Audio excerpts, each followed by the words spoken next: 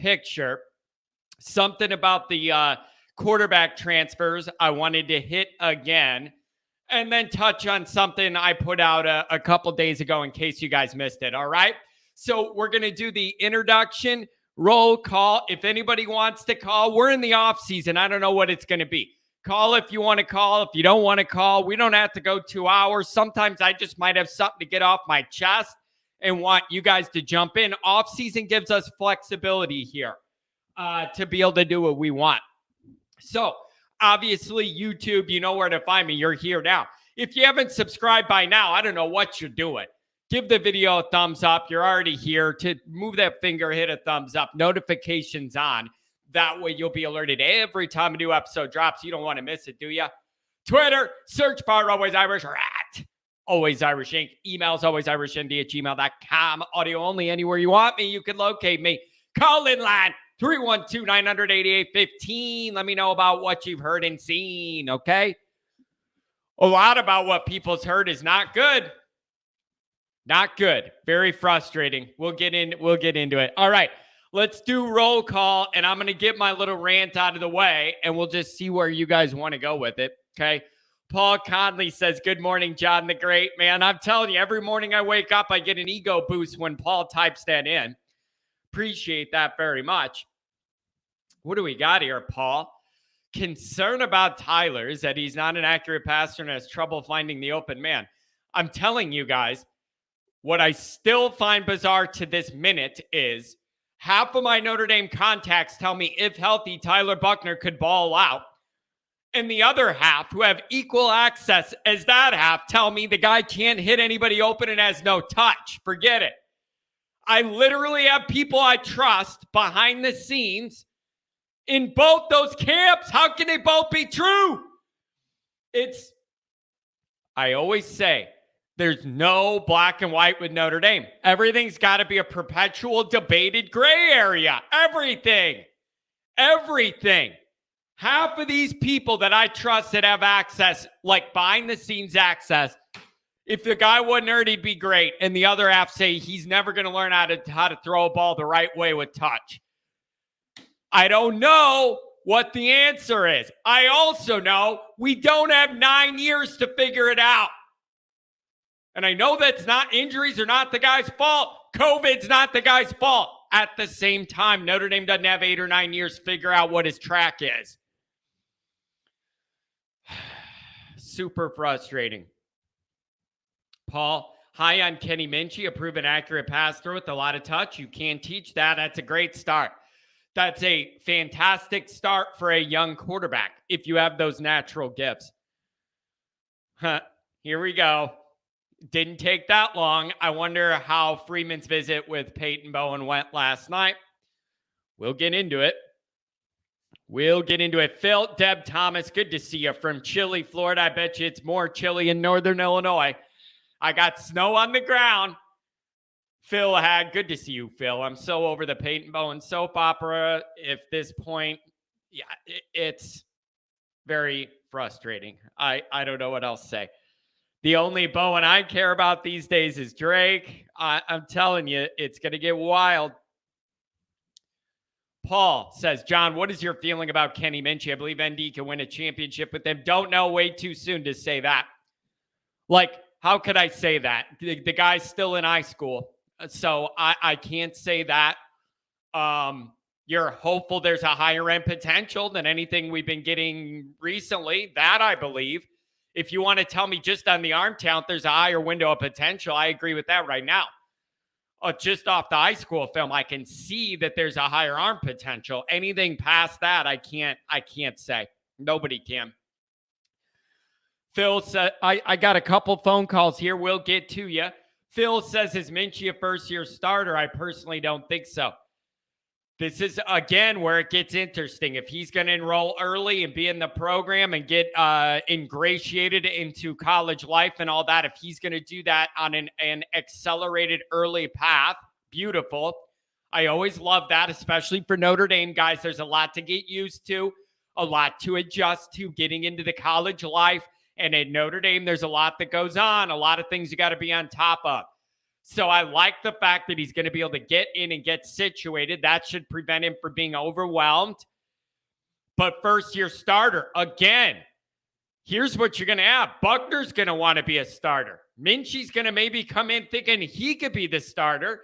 And then if you add one of these transfer guys, they all can't start. They all can't start. Somebody's feelings going to get hurt. That's the way this is going to go from now on. All right? So that's already a crowded room with guys that are going to start. Andrew Pine thought he was going to start. And that's why he's not here anymore. So you got a crowded room of guys that are going to want to start. The transfer thing is key. Because you got Buckner. You don't know what you're going to get, potential. You got Minchie. You don't know what you're going to get, potential. If you get one of these upperclassmen transfer quarterbacks with a large body of work, say Devin Leary, 6,807 passing yards, 62 touchdowns, folks. That's a large body of a starter's work. Is he willing to come to Notre Dame and risk not being told he's the starter? Why would you do that? I think a guy like that is only going to go somewhere where he's guaranteed he's the starter, or why waste an extra year? Why would you waste an extra year you have if you want to transfer from the place you're already starting? Why would you do that unless you're guaranteed you're the starter at the new place with better talent? If you're already starting somewhere else, why move then? So that gets really complicated. And that's where I need Tommy and Marcus to have a plan of how you're going to navigate this. It gets tricky. It's not as easy as it sounds or seems. Okay? Is Minchie as good as Trevor Lawrence? I don't know if this is a joke or not. Nobody knows if he's as good as Trevor Lawrence. Let's see what he has. Let's see what he has. Tommy's been on the road recruiting. I hope so. I hope so. Phil, sounds like we're going to have to whip out the old pocketbook. I wouldn't expect that. Not at least in the way we want. Dr. John, good morning. Good to see you, sir. Good to see you. Looking like John's looking at the long range. 67 degrees for the Gator Bowl. Anybody going there, folks? Anybody? Yeah. Phil, isn't it the truth? The college recruits are now like, show me the money. Oh, it's a little frustrating. Here we go. Drunk. It's just good to see you, Drunk. Good to see you. Angela, it's good to have you here too. Yeah, not so sunny, man. It's getting cold. It's starting to look like winter where I'm at. There we go. Kent, what up, man? John, let's go. If I got to pay the YouTube bill, I will. You late. I'm telling you, Kent, everything in my system's messed up. I don't know what it is. The last month, I have had problems with everything. My computer's had a problem. I've had issues with the back end of Twitter. I'm still battling issues on the back end of YouTube. None of my introduction video I run leading into this stream was not loading and had all these snags. I don't know, man. I don't know. Everything I do, it just sounds, it's just been hard. I can't get anything accomplished. V1 rotate 2. John for QB. I don't know about that. Severely undersized with an anger issue. I don't know if those are the traits you're going for. Severely undersized, weak arm, big anger issue. If that's what you're going for, get me today. Here we go. Yeah, Willie. John sounds grumpy today. I like it. I haven't even gotten there yet, but we're going there. A couple phone calls. I see you. Oh, my God. NIL's only making legal what has always been going on. Yeah, we'll get to it. Kent, I was excited, happy for the players, kids getting paid. Not like this, though. It's killing the integrity of the game. You guys are hitting on my issue. You're hitting right on it. Kent, even Ohio State's going through this a little bit. You know, that's what gets you. You think Ohio State's this top echelon elite of the elite. Even I see on Twitter, they're battling issues with money popping up late that they can't match and that's Ohio State. One of the crown jewels of college football lately. It's an issue. It's an issue. Oh, Rocky, it's good to see you here, Rocky. Good guy, long time guy. I'm with Phil. I can't stand any more of the Peyton Bowen news. Twitter's a total sewer. Oh, I got problems with all of it. Yeah, it's an issue. Yeah, I don't know why Kenny Minchie is being mentioned with Trevor Lawrence. I don't know if somebody in the media said that or whatever. I don't know where that came from or if somebody's just comparing it. I mean, Trevor Lawrence was the best quarterback in college football for multiple years. So if you're anywhere near that, we're going to be severely blessed. I just don't know where that comparison came from. Makes me uncomfortable. Maybe it's simply regarding entering college with that accuracy being one of your biggest traits and attributes. That could be as well. I'm open to that. So yeah, you guys are hitting on where I need to go, and I don't want to do it. Oh man, I just don't, but we're going to have to. Dr. John, nobody in the QB room. John's losing air. QB room overflowing. John's losing air. I'm sorry. You're going to end up again with a lot of guys who think they should be the starter, and they're not going to be the starter. And then what happens? I don't really care as long as you pick the right number 1 and 2. You got to pick the right number 1 and 2. But all these people that want a transfer guy, you think that a transfer guy with a body of work like Spencer Sanders or Leary is going to come in here and maybe be the starter, and if not, sit? I don't think that's going to be the deal. Why would a guy do that without the guarantee of starting? Why? Why would you do that? If you have 1 year left to go do something and you want to do it big with better talent, you're already starting somewhere else. You're not going somewhere you're not guaranteed to be the starter. So when you start asking about Buckner and Minchie and a transfer, you have to start thinking about that. A lot of people said they wouldn't be surprised if Buckner's the next one transferring out of Notre Dame. If he gets buried in the depth chart or doesn't win it to Minchie or the transfer guy, I don't know what's going to happen. But those are the games we're playing now. That's just kind of how it has to be. John, can you throw the touch pass? The touch pass is the one I can throw.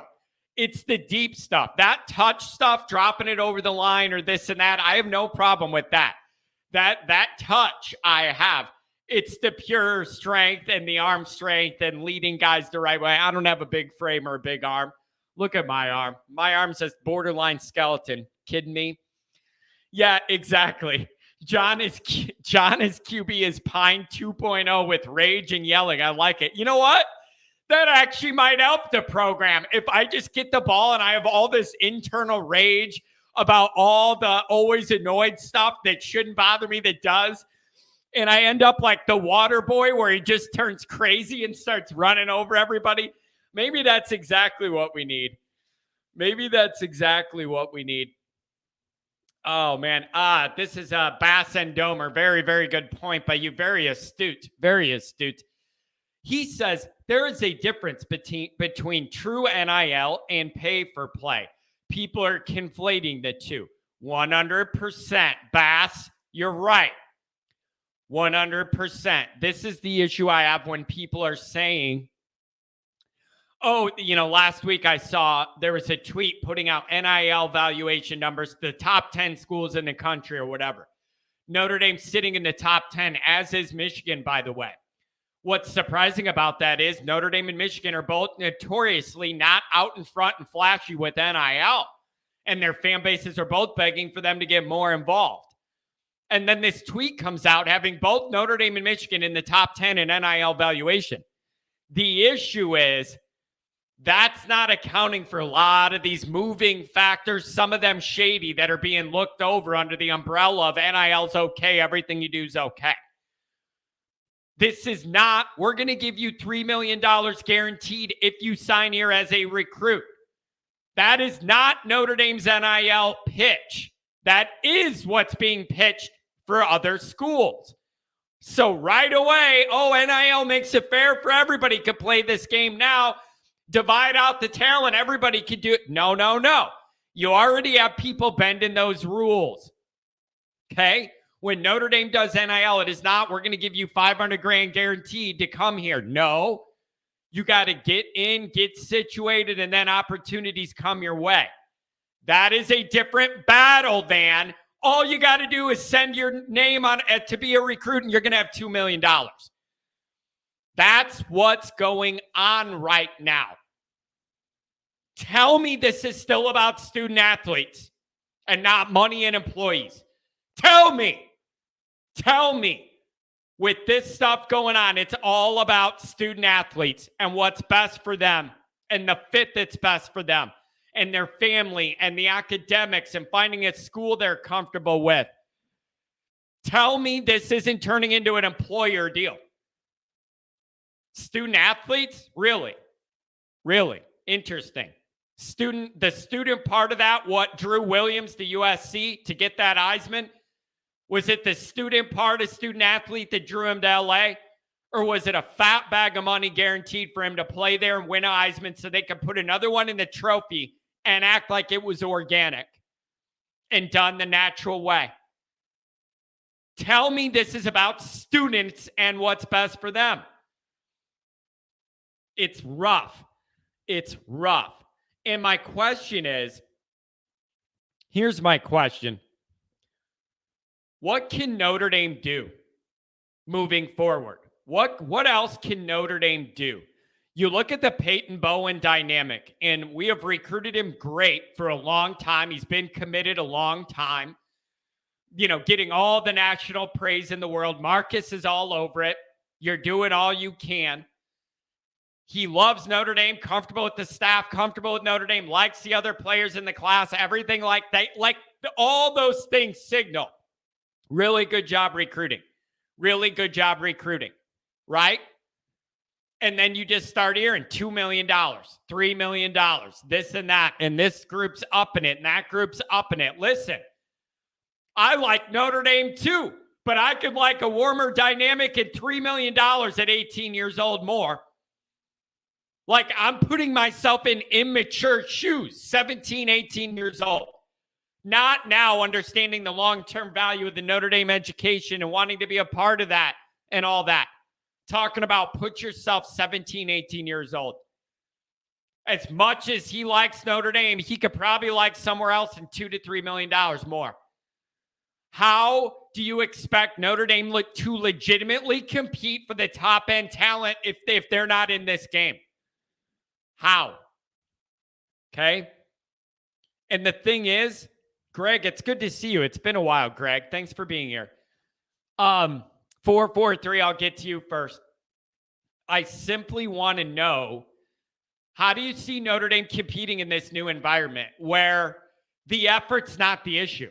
Marcus, the effort of this staff in recruiting is never going to be an issue. That is already one thing that puts us ahead of the Kelly era. When we used to not get recruits in the Kelly era, I would have no choice but to sit there and go, geez, I wonder if Kelly even called the guy. Wonder if Kelly even knows this guy's dad's name. Wonder if he knows this guy's high school stats. Like Kelly used to miss out on guys, and you could legitimately ask if he tried in recruiting.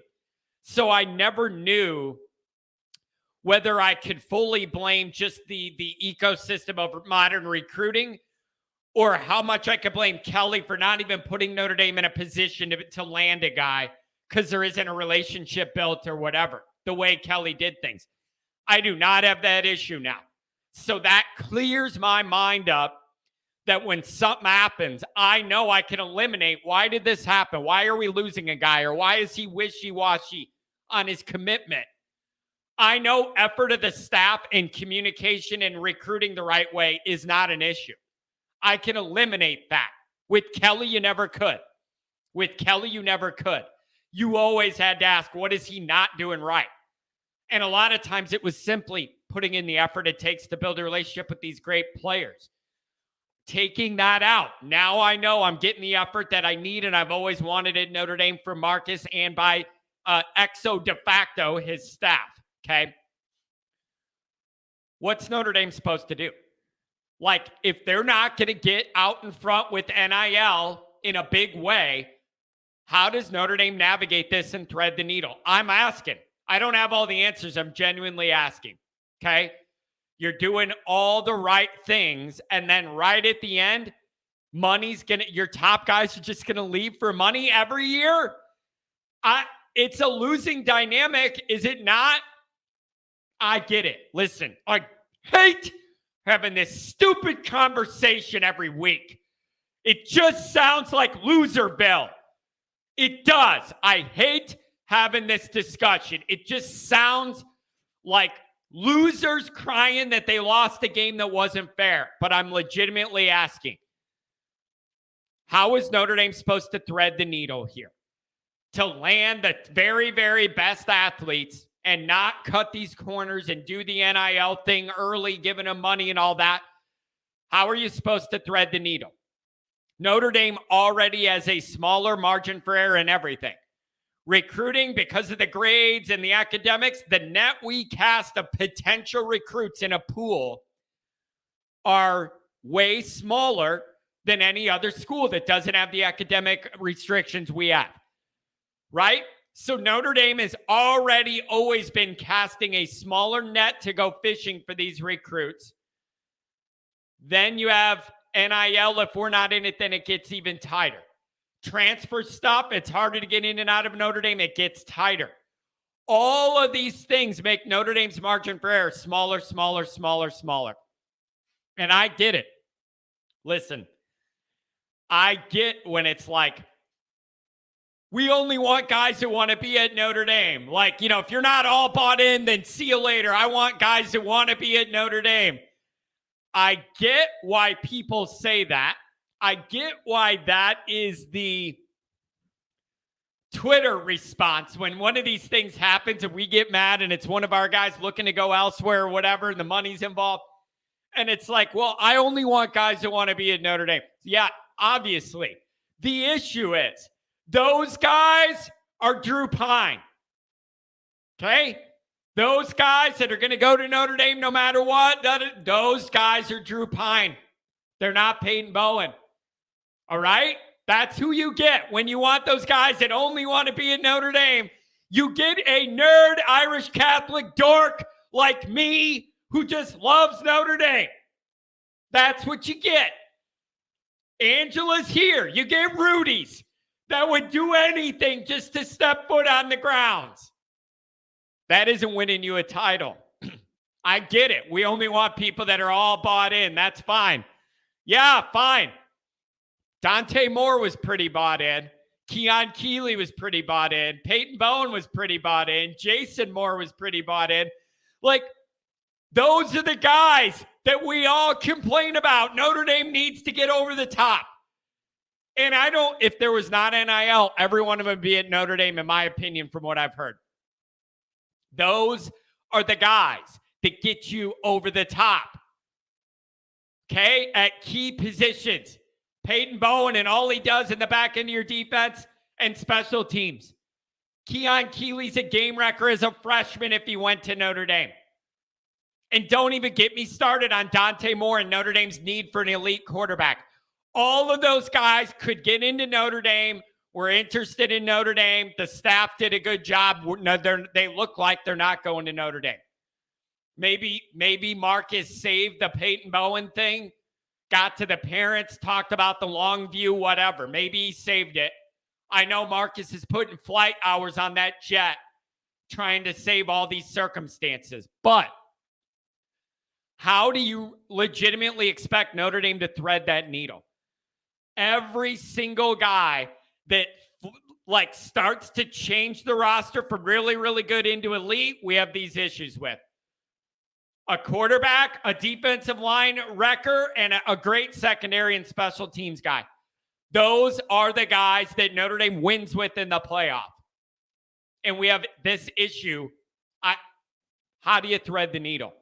How do you thread the needle short of Marcus getting Notre Dame to loosen the transfer stuff a little bit, not out of control, but loosen it a reasonable amount? And you're going to have to figure out NIL. It's fine. Keep telling me on Twitter, we only want guys that want to be here no matter what. The guys that only want to be there no matter what are the 3-star guys that don't have all the other options to even dream of. It's like if you're a horrible looking, overweight, decrepit, bad smelling man, and one girl gives you attention in your life, you're going to try and marry her. Okay? But if you're all muscle bound and look all great, like, I don't know, pick somebody who looks like that, and you have supermodels everywhere around you, you're not just marrying the first girl that gives you attention. You're going to play the field a little bit because it's fun and it's good to be wanted in that way. So the guys who all just want to be at Notre Dame no matter what are usually the guys who don't have as many options, if you haven't noticed. They're the ones who don't have millions of dollars thrown at them. And they're the ones like me and you that just love Notre Dame. And that's the thing I've had to mature over the years. I've really had to learn this over the years, you guys. With coaches, too. This comes into play with Kelly, too. We, as Notre Dame people, got to realize. We have to realize, folks, not everybody wakes up in the morning and bleeds gold and blue the way you and I do. Sometimes we lose sight of that. We want all of our recruits, all of our players to feel the way we do about Notre Dame, and our coaches too. We want them to love Notre Dame and would die on the field for Notre Dame to win another championship, like give a leg, do anything. Sacrifice your firstborn kid, whatever, for Notre Dame to win it all. Not a lot of people are like that. We overlook it because it's our world. It's our families. It's all we've known as that. Okay? It's all we've known. Other people aren't like that.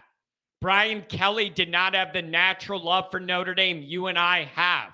In fact, Brian Kelly had Notre Dame resentment. It was obvious. You could feel it. Brian Kelly had a lot of Notre Dame resentment. I don't even feel like he liked the place or the fan base towards the end. Definitely didn't like the media towards the end. Do you remember that the post-Alabama playoff press conference? Some national media guy after the game, after the predictable score blowout, said, congratulations on a really good year, made it to the playoff. And Kelly said, oh, well, at least the national guy said so. All the local guys want to know is why we can't compete and what's next, and it isn't good enough. So thanks. Yeah, you're right, buddy. You got blown out. It's a fair question to ask. The natives want more. So I don't even feel like Kelly loved Notre Dame genuinely at the end. I think it was a job to him. It wasn't personal to him like it was Frank Leahy, somebody like that. No. Kelly didn't have that burning love inside him for Notre Dame, the place. Kelly has a burning desire in him for his ego to succeed wherever it lands. Those are differences.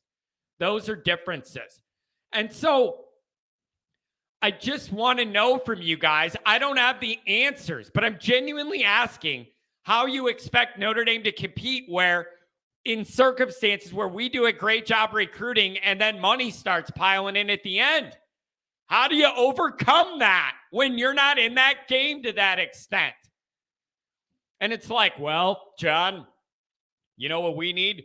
We need the NCAA to come in here and to hammer down these regulations on NIL and have limits.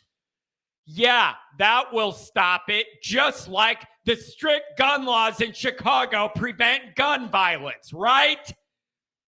It's a joke. People really are that naive. People with their FOID card are not the ones doing all the gun violence in Chicago. People who want to break the rules don't care about the rules. Even if they instilled an NIL cap, you would end up with the amount allowed up front and then the rest in a McDonald's bag under your grandma's porch. That doesn't solve anything. It is ironic that the new Mark Emmert's retiring and the new president of the NCAA works in the government currently, the U.S. government. I think he's a senator or something somewhere. And it doesn't matter to me which side of the aisle he is.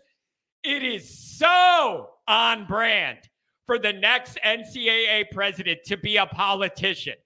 because there's no two groups I trust less to get things done the right way than the NCAA and the United States government. It is, you want to talk about waste of resources, okay? It's unbelievable. Unbelievable. And so I really just want to know how you guys want us to navigate this moving forward. It's a little cheap when people are, I can't let it go when it's like, we only want people that want to be at Notre Dame no matter what. Like, fine, but I also want those people to be the best players in the country. Like, it isn't going to do me any good if a whole bunch of 3-star guys love Notre Dame and want to be there. It isn't. I need those upper level guys to want to be there too. I'm sorry. Oh, man, here we go. We got some more chats. All right, I made this guy wait. I'll get back to the chats. Hey, that's 443 here coming up. That's my little rant. And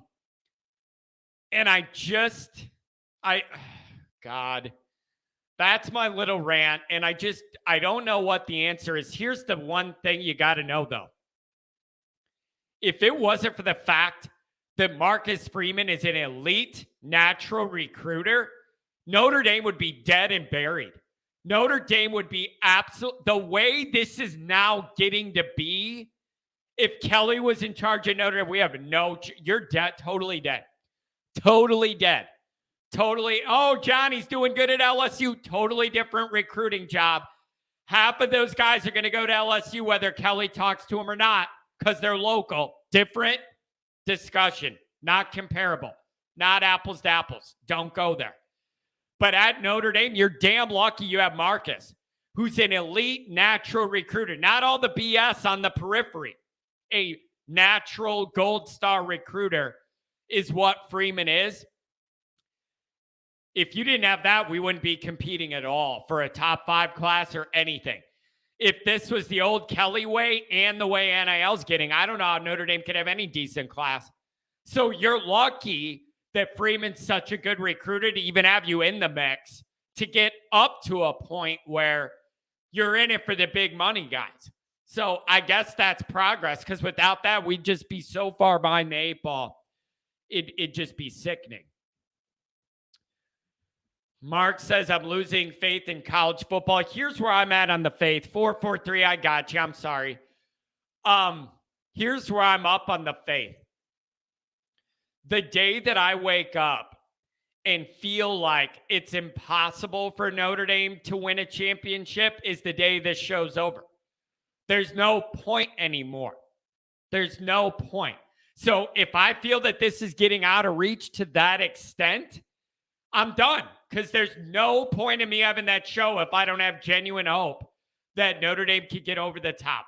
And so it's hard, though. It's hard, man. Notre Dame does a good job vetting these guys, building these relationships over years, feel like they're in the driver's seat, feel very comfortable.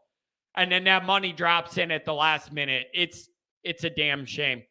So I don't know what's going to happen with all these guys. It's just not fun to sit through. 443, you're talking to me. Good morning. Good morning, John. How are you doing today? I'm doing very well. What's on your mind? Thank you for the phone call. It's been a while. I think October, but thanks for joining. What's on your mind? Yeah, it has been a while. I was debating whether or not to call you on the day of the Navy game, but then I realized it'd be a little bit difficult to get a clear signal from the stadium, but that's whatever. So, Kevin Plank, the CEO of Under Armour, is a Maryland guy. He's not a Notre Dame guy. But if Under Armour wants to be like Nike, they're going to be spending more money on Maryland's fancy uniforms than on getting serious football players to go to Notre Dame. Let's see. NBC, they're in bed of a Big Ten now. We're not going to be the number one priority anymore. So that NIL fund is sort of dried up. we've got Brady Quinn, who, God bless him, he's trying, but there doesn't seem to be a lot of movement in the Notre Dame NIL collective, whatever.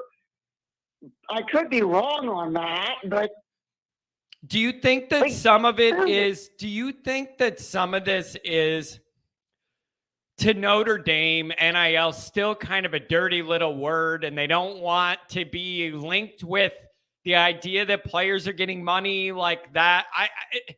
It feels to me like it's a dirty little word, even though it's kind of legal. Like, what do you think's behind Notre Dame's angle on that? I think, and you're gonna get. I think you're gonna get this from a lot of people that you might talk to, but I think Notre Dame is so. I don't want to say old because that just implies something that I don't really mean. But yeah, Notre Dame is so traditional that they see anything that isn't pure. Yep. We're recruiting this dude from Louisiana to come to Notre Dame because we think he's a good fit for the university, etc.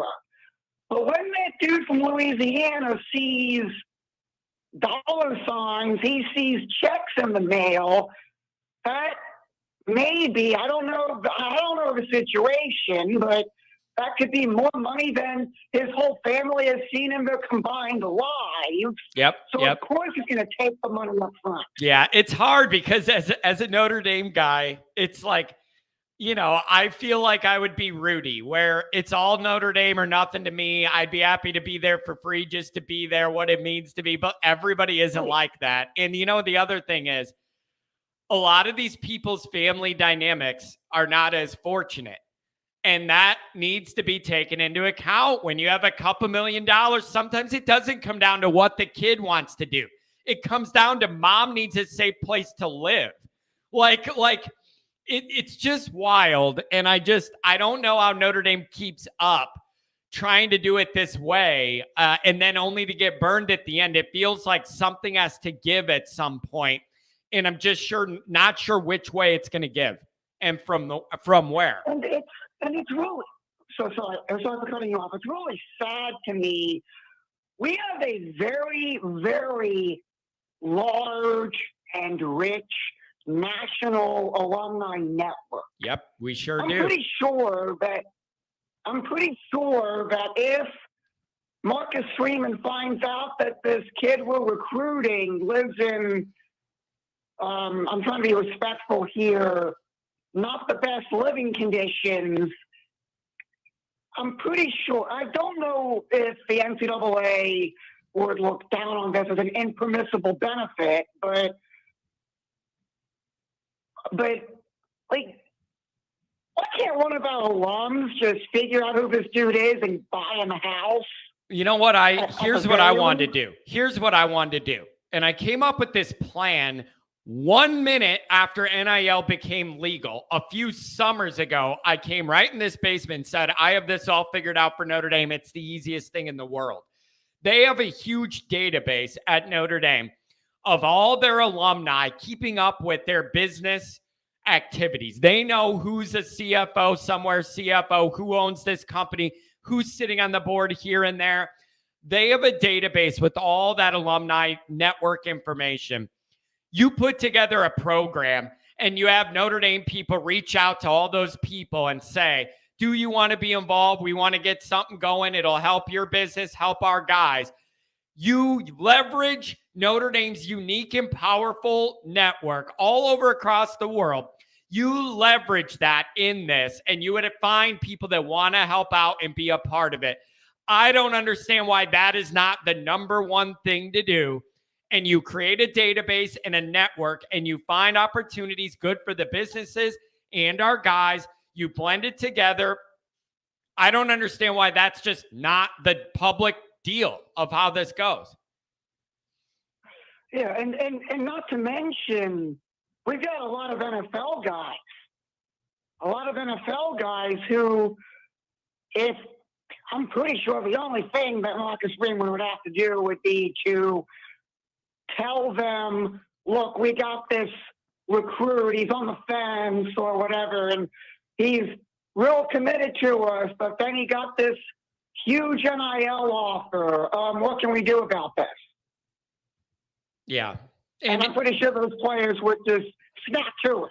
Now, here's the thing, too. I think about this all the time this year. Unlike Kelly, I think Marcus gets the real picture.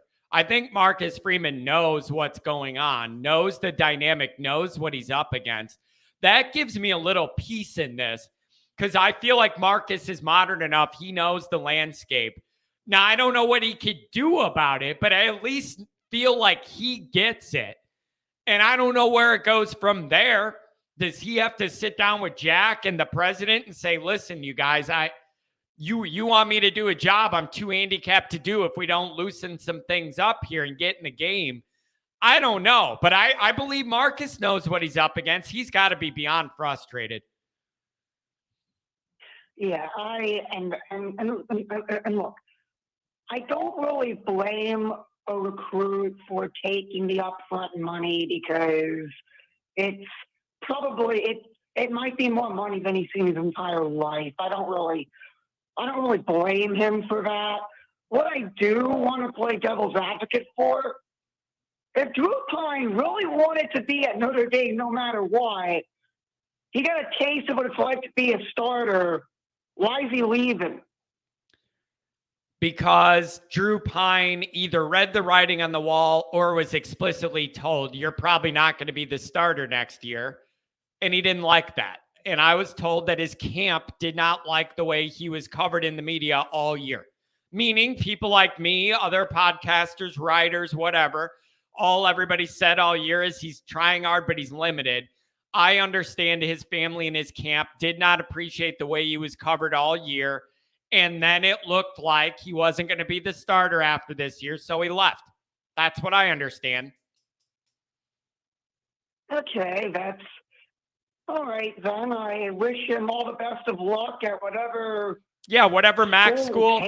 Yeah, he'll do great at the MAC. He'll do great in the Ivy League, but it's not what Notre Dame needs at quarterback. I wish him well, but he should never be playing anyways at Notre Dame. Sorry, it's just the truth. And let's get back to football matters here. Yeah.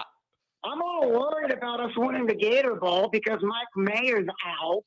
He's gone, hopefully, to the Ravens. But I do have to ask that. It is a question I had. What are people's expectations for the bowl game now that your best offensive guy's out and Foskey's out, your reliable defensive guy? Like, does it change your expectations that the number one target and bailout target is not playing? What do you expect to see from the offense now? What do I expect? I expect everybody that's playing at least to man up, go out there and Friday in that bodunk town called Jacksonville, Florida, somehow got an NFL team before Baltimore got its NFL team back. Oh, that's funny.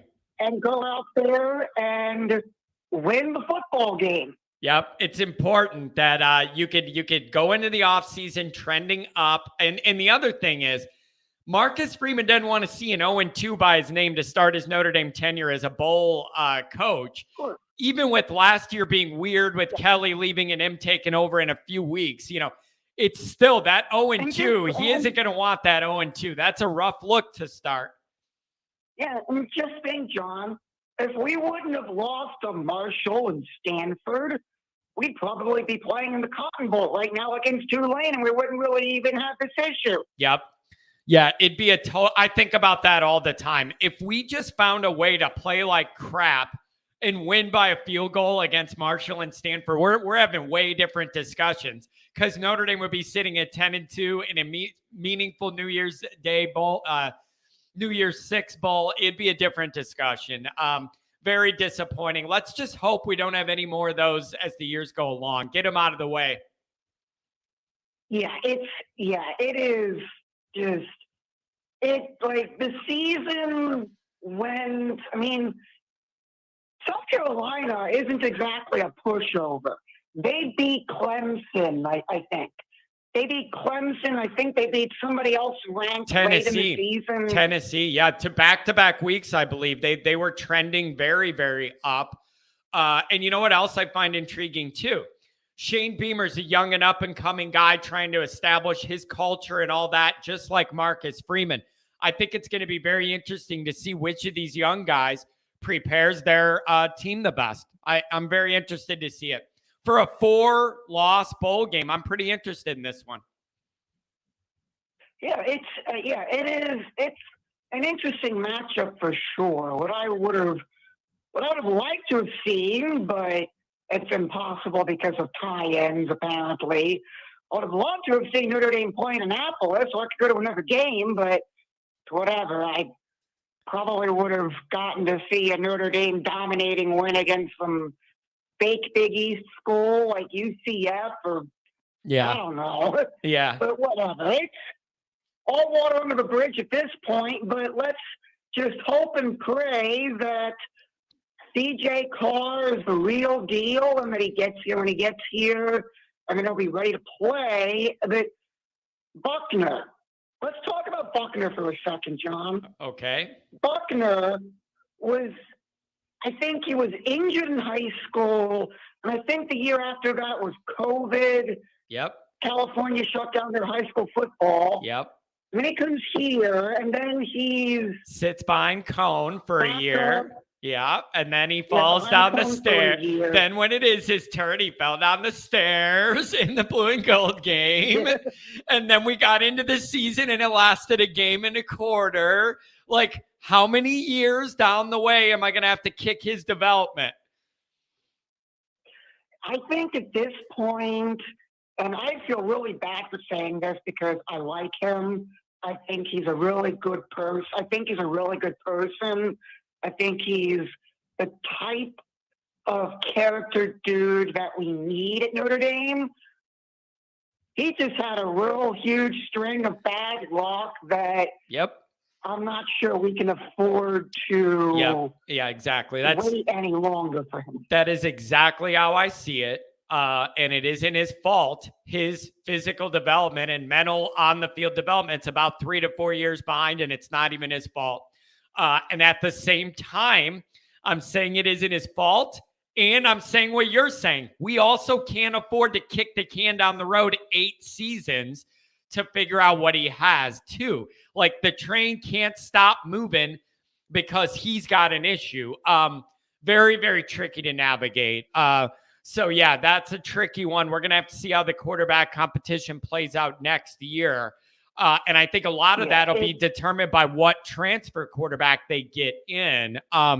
So yeah, I think that's the dynamic. The thing with the transfer quarterback situation, I'm not exactly thrilled and over the moon with what's left available in the transfer market for quarterbacks. So what if I told you we're Notre Dame fans? Who the hell are we to be picky about quarterbacks? What if I told you that? Like it crossed my mind. It's like, who are we to have these complaints when we could barely complete forward passes half the last season? Well, I mean, if we're gonna get a transfer, I'd rather we get somebody that has proven his success at the highest level of college football that we can get. Well, what about Devin Leary? I've heard a lot of smoke about Notre Dame being interested in Devin Leary. NC State quarterback, over 6,800 yards, 62 touchdowns in his career. You're telling me if you dropped a healthy Devin Leary in the Notre Dame offense, it isn't way better right away than anything we have? Well, I'm going to be upfront with you. I have not seen NC State play this season, so I have not seen a body of work. Let me ask you this. How many decades of football would it take Drew Pine to play to get 62 passing touchdowns? How many decades of We'd be college waiting- football? We would be waiting until I'm 80. It's, sometimes I would rather just laugh at some of this stuff. So I'm really glad you called, though. I want to let some other folks jump on. Anything you want to finish Of with? course, We shot of all course, over. Ron. Give me really good call, though. Give me your finishing thoughts here. My finishing thought here is that Mike Bray needs to do something about this basketball program. Those last couple of losses, that's just awful. Yeah, I've gotten a lot of people coming at me with that, being like, John, you have a lot of football anger. You need to start getting on Bray and the basketball stuff. I've had a lot of people upset recently with that. So I don't know. Maybe I'll have to crank some of that rage out. We'll see what I got in the tank. If I have any, if I have anything left, I'll crank up some rage for that. But thank you for calling in. Thank you for calling. Yeah, of course, John. If you're really a baseball guy, though, you should probably save some of that energy for the baseball team, because I hear you're a big baseball guy. Yeah, and I got a lot of White Sox problems. We're just like the abandoned stepchild of Chicago baseball. I have problems. But yeah, it's all right. I'm gonna hang up and listen to the rest of your show, John. Hey, thank you very much for the call. A lot of energy there. I appreciate it. Call again soon, okay? Thank you. Of course, man. Have a good one. Man, I haven't talked to them in a while. Really good to have that phone call. Really good to have that phone call. All right, 615, you're coming alive. We got a few people on the lines here. 615, you're on the air. Hey, John, how you doing? I'm doing very well. I'm just trying to wade through some of these Notre Dame issues. What's on your mind today on a Friday? It's time for Notre Dame to have a come to Jesus moment about NIL. I just keep seeing online, well, Notre Dame does it the right way. Blah, blah, blah. The right way is to win a championship. And the right way has led to a 35-year drought of national championships at Notre Dame. Yep. So it's either time to figure out how to pony up the money to get these kids. NIL is not going anywhere. It's here to stay. Or we just say, you know what? The ceiling is 10-2. If we get lucky, maybe 12-0, but then get our doors blown off when we get to the playoff by the elite teams. That's it. If the fan base is fine with that, then yeah, we'll just keep doing it the right way. Now wait a second. Time out here. Dream of a perfect season full of nerd football players being able to overcome the odds and win a national championship against all these 5-star studs everywhere is insane. It's never going to happen. And now let me I'm with you on how Notre Dame approaches this, has historically approached this, how the fans look. I'm with you. And it's like Notre Dame's all about doing it the right way. That's the issue. NIL isn't the wrong way anymore. You just have to kind of be in the mix enough to be a player there that you're in that mix. So that's the issue with Notre Dame needs to do it the right way. If you say to the best quarterback or whatever, there's $1 million here for you to promote something if you come here. That's not the wrong way. Like, right. I don't know this. I get the feeling Notre Dame looks at NIL as an icky, dirty little word still, and I think it hurts them. That is just the feeling I get. People tell me it's not true. They're trying to work stuff. They have more going on than you know about. But when it comes to getting the few players that make a recruiting class from really good to elite, those are the difference makers in playoff games. You can't think you have them all and then lose them all at the last second to a bag of money. Right. That's exactly right. And you said earlier about, people like you, people like me, like we think Notre Dame is a magical place that we would just go for free. Like we would pay to go there, as much as we could. Like me and my wife and the kids were up for the Boston College game. That snow was incredible. We snuck down on the field after the game. It was a magical moment. And no matter what, I will always support Notre Dame. But I'm sick of not winning championships. I'm sick of moral victories. I'm sick of, the boys really played great this year until they got beat by 40 in the end of the year. Yep. Like that, it's just, come on, guys. Like, the right way is not working. And like you said, NIL is not wrong. It's not illegal. You just have to figure out, to make Notre Dame feel warm and fuzzy about, we gave all this money away, but, maybe they are sponsors, they get paid, and they sponsor children's hospitals around the country. Yeah. I don't know. Yeah. So, something to make them feel good about how these guys are getting the money to them. No. But until that happens, this is not going to end. It's just going to continue on, and we're an 11-win, 10-win team that. Now, don't you feel like, here's how I'm kind of looking at this. You knew this is the way things were going to be trending. Even like when Kelly was here, you knew when NIL was cranking up, this is how it was going to go. Everybody knew that, right? I do feel like we have more of an advocate in Freeman than Kelly, because Freeman's 100%. He's way more tied into modern life, modern college football, what it takes to recruit modernly. Freeman at least gets it. I never even knew if Kelly understood how far away he was from how to recruit right at Notre Dame. I didn't even feel like he got a full scope of how behind he was. How do you think that's going to play out? I feel like Freeman gets it. Does he get more flexibility, sit in a room with Father John and Jack and go, I got real issues here, and you're bringing me in here to do a job, but then you're hamstringing me right when I get to the point that makes it allowed to do it? You're cutting me off. Does that happen? Or does Freeman work his ass off here, keep getting hamstrung, and then go, you know what? Ryan Day's in the NFL. I'm going to Ohio State. Or like, how does this get sorted out? Tell me. I don't know. Until Notre Dame stops pretending that freaking school wasn't built by football. Yep. I just don't think it can change. It rubs me the wrong way. It rubs me the wrong way. That degree, all these people are making their money off of, their law degree, their biology degree, their whatever degree, all of it that we're all proud of, all of that. That degree wouldn't mean anything if it wasn't for early football success. It'd just be another private Catholic school by a lake that no one knew what it was. And you don't, 100 years later, get to just kind of put to the side what made all of this what it is today and act like it's a secondary feature.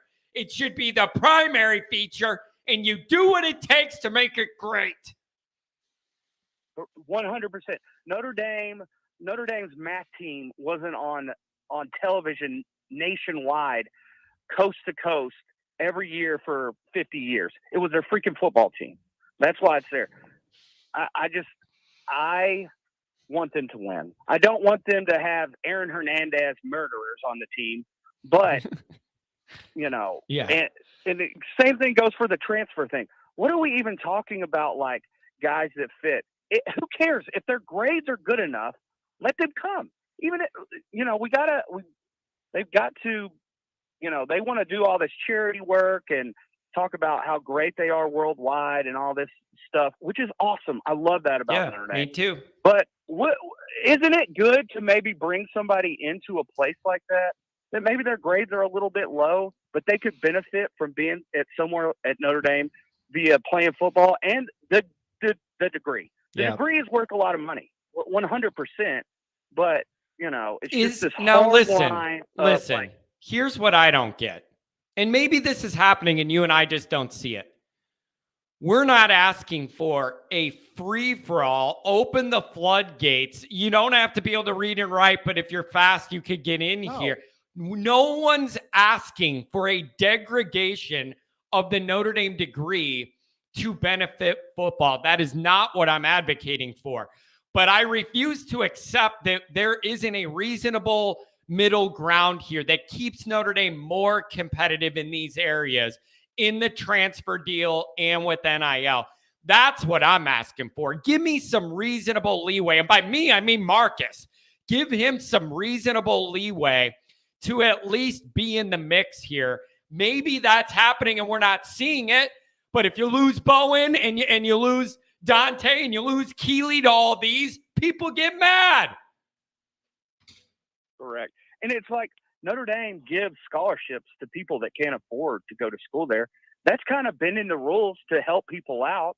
So what's the difference of letting a kid that might be, 0.3 or 0.4 too low in their GPA to pass their high standards? It's the same thing. It's just, And you know what else you could do? You know what else you could do? This is so easy. You set up a special tutoring program for the guys that transfer in, and then they're together and they have some extra requirements academically to make sure they're on track and integrating. Like, there are ways to smooth this stuff out and make it manageable. Like, there are ways. I know Freeman gets it. And that makes me think this is going one of two ways. He gets it. And since he's such a nice, genuine guy, I think the administration's open to listening to his ideas. And when he says, here's what I need, more than Kelly, because he's not a jerk the way Kelly was to everybody, treating him like dog crap. Either he could get things done by having those conversations, or Freeman's going to try his ass off, get burnt out, never make it, and then go somewhere else and do great things if Notre Dame doesn't lighten up. I'm telling you, that's what's going to happen. Yeah, you're preaching to the choir here. So, but where do we go from? Where do we go? Like, in the short term, where do we go? Like, the Bowen thing is the ultimate, man. In the class forever. Great relationship. Love Notre Dame. Great relationship with the coaches. Money's money. Where do you go? What is the short-term way out of this for Notre Dame? The short-term way is that every fan in the country sends $50 into some slush fund that's run by, I don't know, I've said online the other day, Brady Quinn runs it. And we pay these players to be the spokesperson for Brady Quinn's freaking green shirt company. And they just take pictures of them in green shirts. We pay the kids that have the grades and they can get into the school. That's it. That's the answer. Yeah. I literally wrote in the USA Today Irish Wire earlier this year. I said, Notre Dame makes NIL harder than it has to be. Here's 10 ideas to match our players with companies that are known right away. Took me 10 minutes and I came up with 10 creative, funny NIL deals, perfectly reasonable, that match our players. Just either funny things or about their personality, or Maris Leofau and his hair, like hair club for men. Like, it could be anything. Get creative. Listen, it can't just be, I love Blake Fisher's pictures at the local YMCA playing dodgeball with the kids in the gym. I love it. It is a guy giving back to local South Bend kids. They're his hero because they see him playing on Saturdays. They live in Notre Dame town and all that. I love all that. It can't just be that, though. It can't just be that. That needs to be a part of it, but that can't be it. We got to think bigger. You got to be bigger and broader with these ideas, or you're going to get left damn behind. 100%, man. Well, I got to run, bud. I love your show. I'm Justin in Tennessee. I didn't tell you at the beginning. Justin, I appreciate the call. Looks like I see you from early October. Give me a call again. Really good stuff. You're right on the same. You're on the same track as I am. I'm really struggling with this stuff. And you have a crystal clear phone line. So thanks, my friend. You made my life easy on this one. I appreciate it. All right. Have a good day, brother. Thanks a lot, man. That's a good call. I don't know. Let's go. Let's see. 786. You're in the mix. We got a few more after that. Maybe my button's frozen. There we go. 786. Got you. How's it going? It's going well. I'm just trying to sort through some of this Notre Dame existential frustration. Where do you fall on all these topics? Well, with the NIL stuff, I mean, I feel like it personally for me, I don't think NIL should exist. I don't think amateur collegiate football players should be getting paid. I know that this is just a ruse so that we can all pretend that it hasn't been going on for the last 100 years. I get that's what it's all about, but there's a reason that college football, like college sports, exist. You could be the best high school player in your little podunk league you play back at home, and that's great and all, but now you got to go play against the rest of the really good high school players on the college level, and then the best of the best can go play in the NFL. Right. And that's what college sports are for. So I don't understand why these kids are getting paid millions and millions of dollars to do this. If you want to make the argument, well, they have to, some of them, you know, like the Ohio State crowd where they don't even have to show up for classes. Like they're just supposed to be dedicated to playing football and practicing and working out all day long. And, you know, should they be compensated? So because they can't hold a job or whatever? Sure, maybe. But do they need $2 million and luxury vehicles to do that? You know what I'm saying? Yeah. So it's pretty simple. Notre Dame's going to have to adapt or they're going to be left behind. That's just what it's going to be. Unfortunately, that's just what it's going to be. I see room to do this, though. Like, I don't think it has to be a free-for-all Jimbo Fisher fest, or we're all a bunch of nerds that are in the library studying 24/7. Like, there is middle ground, but I need Notre Dame to be more open to aggressively exploring it. And Marcus can be trusted. I trust him with the culture. He's not going to let anything get out of hand or anything like that. Like, trust this guy to navigate this with your culture in mind. And I just think there's ways to do it, but it is stacking up against us every year. You're not more involved in this. I feel like Notre Dame are always behind the 8 ball when it comes to adapting to the college football, you know, way of things, whether it be NIL or the transfer portal, which again, now the transfer portal is becoming an issue with college football now as well. Yep. So, I mean, my thoughts on transfer portal is, I mean, look how many people are in it. I mean, it's just ridiculous. This is literally like the NFL going on over here. Yeah. I don't even get this. It's money flying everywhere, people flying everywhere. But it's about the education first, right? Right. The student athletes, right? Like there's no, it's just so disingenuous to call it student athletes when they're just going wherever the biggest check is. It has nothing to do with the student part. It doesn't.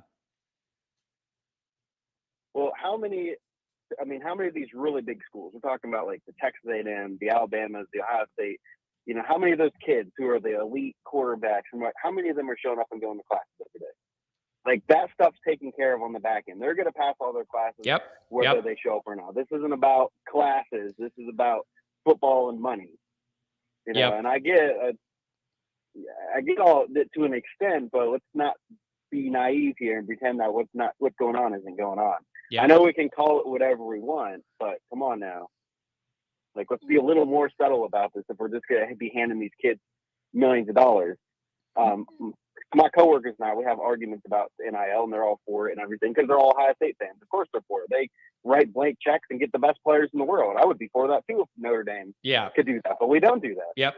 So, yeah, I guess it's just a different dynamic over here. Yeah, it is. And I think there's a way that you can navigate this, but Notre Dame's got to be more open to it. And when I ask about this, when I ask my Notre Dame contacts that have meetings over there and that are kind of in the loop, they kind of tell me Notre Dame's in wait and see mode on a lot of the NFL and IL stuff because they want to see what happens with this first rush of it getting real big and being in play.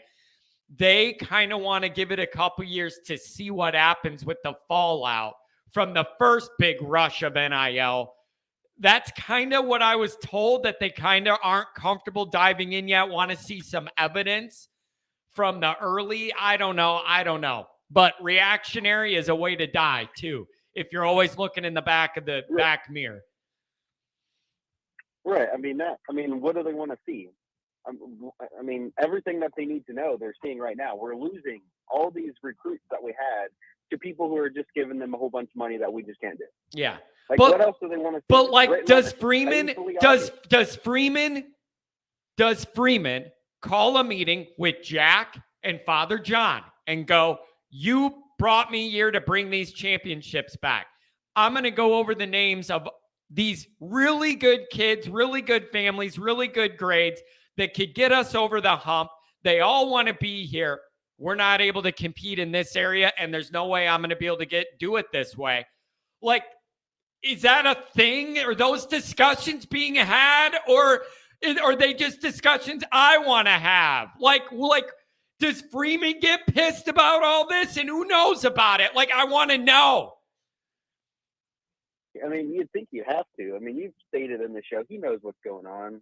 He's not stupid or oblivious to all this. He can go say all the right things to all these players and call that new Colorado State, Deontay Sanders, whatever his name is. He'll just come and poach everybody because his name, his image, and his likeness right there, you know? So, yeah. Oh, I don't know, man, but it's so frustrating. Because if with these kids, if I'm a five-star high school quarterback, and I'm coming out the number one prospect, I don't understand the reasoning for, let me go sit on the 10th spot on the Ohio State roster and maybe play because they're going to give me $1 million. Or how about I go be the starting quarterback at Notre Dame, or maybe a starting quarterback in a year or so if they have a starter or whatever the case may be, or even go find a team that needs a quarterback and go be a starter. Sure, they're not going to pay you the big bucks, but you're going to make yourself a hell of a college career and get drafted in the first round pick. I don't understand why all these kids are taking the money now. It's maybe I get money talks, but $1 million now and no NFL career versus no money or little money now and making millions for a decade or 2 decades in the league. It blows my mind that it's all about the money. Let's go where I'll go sit behind CJ Stroud for 4 years, never touch a field at Ohio State. But you know what? They gave me $1 million to sign. Yeah, let me ask you this. Let me ask you if you felt this, because I certainly did. With Caleb Williams winning the Heisman, it did not feel as legitimate to me. It did not feel as genuine to me because he just went there for 1 year because that's where the money was. I didn't feel like there was like a big connection to the school and doing it for that brand. It was bought for in 1 year, and it doesn't feel that legitimate to me. Well, I feel like with Caleb Williams, he might have a slight excuse, mainly because he was under that coach at Oklahoma before, wasn't he? Yeah, Riley. Not Riddler, whatever his name. So Riley, yeah. Did you just call him the Riddler? The Riddler. The Riddler. We got a crook. The Riddler's here. I like that. Yes, Riley. He was under him, so I guess maybe he could have the excuse of that. But I mean, let's not make any. I mean, USC, that LA money, I'm sure, is a lot bigger. Yeah, $3 million worth for 1 year, for $3 million to go, not worry about school, hang out in LA weather with the LA women, win the Heisman. That is a good 1 year run, man. That is a hell of a 1 year run as a 22-year-old. And we're not gonna sit around and pretend that had nothing to do with it. 100% had something to do with it. It's all money. When people are transferring out, if it's a good player, it's the money. Drew Pine is a different story. Yeah, I like Drew Pine and everything. But you're gonna see though. I think his talents will be better. You know what's going to answer all this Drew Pine stuff? Where he lands and where he plays. If it's a MAC school, then that tells you a lot. If it's the Ivy League, it tells you a lot. I'm very interested to see where he goes. I doubt it's a Power 5 because I don't see him starting. Right. I mean, I think some people were suggesting maybe UConn, maybe going back to his home state. Oh, my God. Jeez. I would rather be the backup for us than the starter at UConn. But his talent and skill set could definitely benefit a team. And I've had no problem with Drew Pine. I like the kid, obviously a good Notre Dame fighter and all this stuff. Yeah. He won us 8-2, including Clemson this year. All that stuff is great. But and I have my Ohio State friends will talk about, there's no loyalty over there at Notre Dame. Like, he's now what, fifth, probably going to be fifth or sixth. He's got all this years of eligibility. He just loves football and wants to go play football. Notre Dame's getting serious about wanting to win. And I'm sorry, Drew Pond, he can't do it. He's just not the guy that's going to ever be able to get us over the hump to win anything. This is the best possible scenario. His talents might be better somewhere else. Yeah, this is the best possible outcome. It shows Notre Dame's getting serious about the depth and skill they need there. I love it. That move doesn't bother me at all. That's the best sign I've seen in a long time of movement in that quarterback room. So I don't know, man. It's so frustrating. I share your concerns. I'm hopeful if anybody can navigate this, it'd be Marcus, because he's so in tune with the modern realities and he's so good at speaking and getting across what he thinks. That gives me some hope. But it is very, very hard not to get extremely down and frustrated with this dynamic. Right. I'll leave you with just one more question here. What do you think about with the transfer portal? Because obviously they're going to have to do something about that. Yep. What about if you are just leaving to leave? What about taking out? Because they have to do something to de-incentivize it, because you shouldn't be sitting as a backup somewhere waiting for your chance to play, and then all of a sudden the starter leaves or whatever the case may be, and they just bring somebody in, and now you sat there for no reason. Yeah. Right. So there has to be some incentive for people to actually stay where they're at. So how about, I've heard things about people talking about maybe people lose a year of eligibility if they transfer out, unless it's with their coach. Moving with your coach is different, because you can make the argument that you went to that school to play for that person. But if you're just leaving for money or whatever the case may be, how about people losing a year of eligibility because of it? I mean, we used to do that, and then they said it wasn't fair to the players. Why do the coaches have all the power and the coaches can do whatever they want, but the players can't? Like, that's what I worry about, is now that the floodgates are wide open, how do you close them in any way? Because now it's just almost total freedom and power to the players. Well, okay. Well, that's all I have for you. I guess I'll probably be watching our little bowl game if I have time. If I have to work, I'm not going to be going on my way to watching. I probably won't watch any of the playoff games. I already know who's winning the college football championship. Ohio State's going to get smacked. TCU's probably going to lose a close game to Michigan, and the Georgia's going to win it all. Yeah, I would have that as the final game. The most reasonable. Yeah, I would have that as a reasonable path. But thanks a lot for the call, my friend. I'm on the same page with you with a lot of these things. It's very, very frustrating. We want our purity, and we also want to win, damn it. Like this damn Notre Dame thing. Thanks for the call, my friend. Have a good weekend. Yep, you have a good weekend, man. Stay safe. Have fun. Oh, all right. Here we go. We got people want to talk today. 815 coming alive. 815's my hometown area. What do we got going on from the 815? What's going on, man? How are you?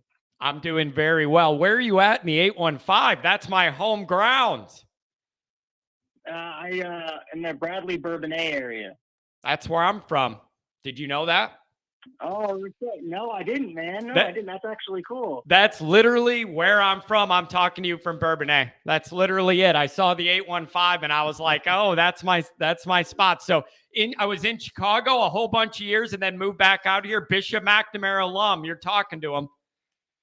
Well, I'm a Bradley Bourbonnais alum here. I played at BBCHS from 2014 to 2018. Oh, so. You and the Cole brothers, huh? Is that the deal?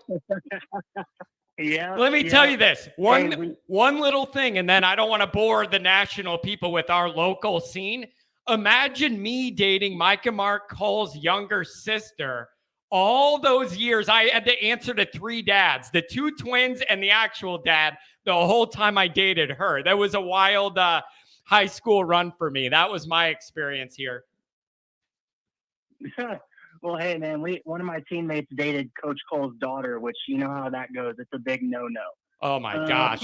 Now we're mixing the generations here. I was dating the sister. Now we got the daughter. Anyways, I just wanted to make sure I brought you up on the 815. Know that we're local. We're in the same area. What's on your mind, my friend? Let me have it.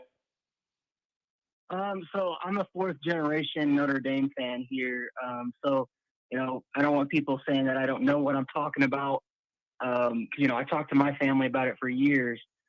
I think Notre Dame is like the same thing with the academics. They're stuck in the 1980s and they can't and refuse to get out of that mindset. They think that they can rest on their laurels that, we're Notre Dame. We can get whoever we want, whenever we want, and just settle. And you know what? National championships will come because you know what? We're Notre Dame. Well, that's not how it is anymore. Yep. Yep. In the days of NIL and transfer portal, what is it? Look at Tennessee. Tennessee had 30 transfers leave that team just 2 years ago. And you could argue they're a Hendon Hooker injury away from playing for a national championship. Yeah. Right now. Now let me ask this. When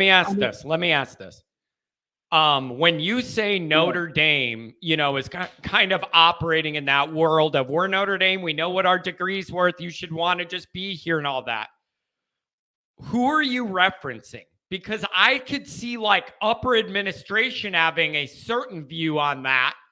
And I could see Coach Freeman knowing what it takes and not sharing that view. So like when you say that, is it everybody?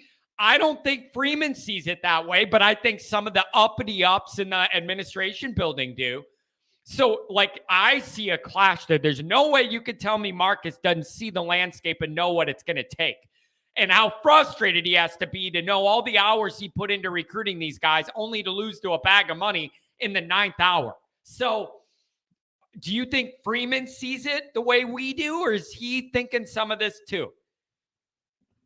Oh, I think Freeman is like finally changing the culture at Notre Dame. We went through Brian Kelly, and I was growing up through the end of the Charlie Weiss era when I was starting to be able to remember Notre Dame football. And, we went through the Charlie Weiss era where he kind of recruited off and on. And then you had Brian Kelly, who I think I don't think he gets enough credit for the things he did do at Notre Dame because he got us off of, I remember the days where we were begging for 6-6, and that was a good season. So I think he did a good job getting us back to, being relevant again. He did a good job with getting the administration to finally put an actual Jumbotron in the stadium and, the facilities that are there now. But I think he was complacent with, Notre Dame has restrictions, so I'm not going to try to push back. Freeman is a younger guy who understands what it's like to play college football at the highest level. He understands what these kids think when they will get recruited. He understands what it takes to win. He won back-to-back Big Ten titles at Ohio State. So I think this guy knows something about winning. And I think that people, like, hey, we lose Bowen, we lose Keeley, we lose, oh my God, it's off the top of my head. Dante Moore to money, right? But look at this class. Even without those guys, this class is still a top 5 class in the country, which I think our fan base forgets because I see all on the message boards and everything. Everybody's freaking out about losing Peyton Bowen. But you know what? Think about it this way. Freeman has a better class right now, even if take Bowen out of it.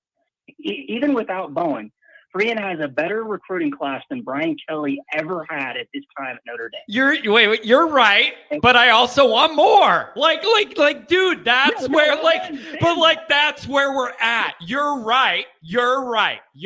Even without those top line headliners, you're right. But that makes it almost more upsetting because I'm like, we're so close to like an elite of an elite class. And those are the guys that are going to get it over the hump. And it's just seeing these unnatural roadblocks in front of us is enough to make my hairline fall out. Hey, man, I'm 22, and Notre Dame's already giving me gray hairs. But you're too young for that, man. You're too young for that. But no, man, I agree. I think Notre Dame needs to play the game that everybody else is playing. I was saying this, I didn't buy any USC when everybody, was saying, oh, Caleb Williams this, Caleb Williams that. I still think Notre Dame should have beat them in that game because I think Notre Dame is like Utah.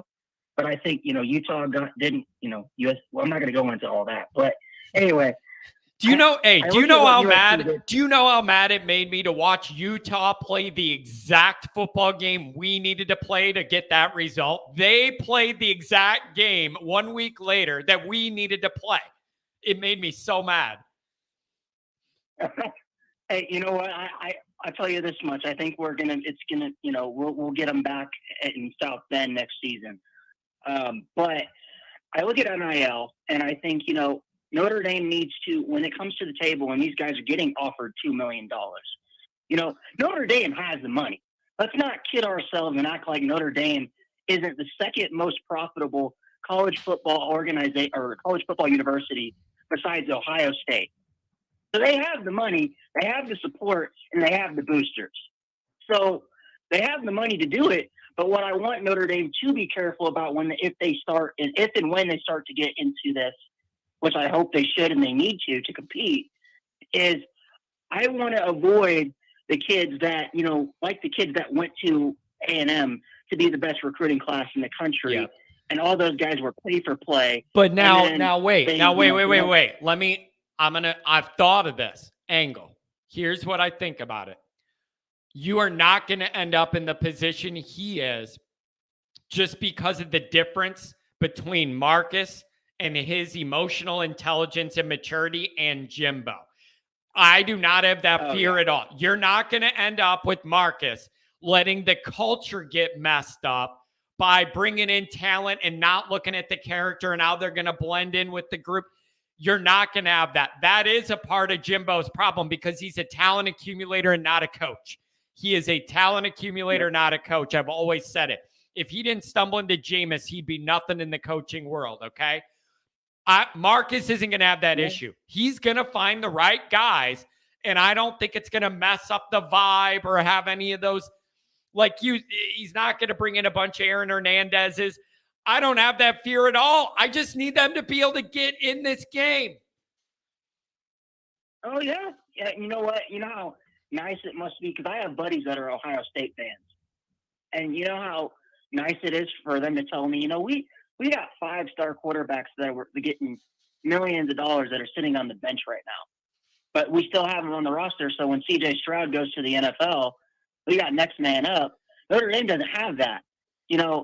It says a lot about Notre Dame quarterbacks when Ian Book holds most of the records, if not all of them, for Notre Dame football. Yep. I mean, Brady Quinn is amazing. Brady Quinn is probably the best quarterback Notre Dame has ever had. You'd probably start an argument, but whatever. Well, guys that won championships, I'm putting ahead of him right away. If we're going there, if you want a championship, I'm putting you ahead of him. I have to. Yeah. But at least he had the big body and the big arm. Yeah, a big body, big arm, and that pretty face and hair that all the ladies like. Hey, you know what? I do say I think if you put Brady Quinn on those 2018 and 2020 teams, we win a natty. It'd be a major improvement. But I think Notre Dame. We got our guy in Kenny Minchie, which I'm proud of, and I think he's going to be really solid for us.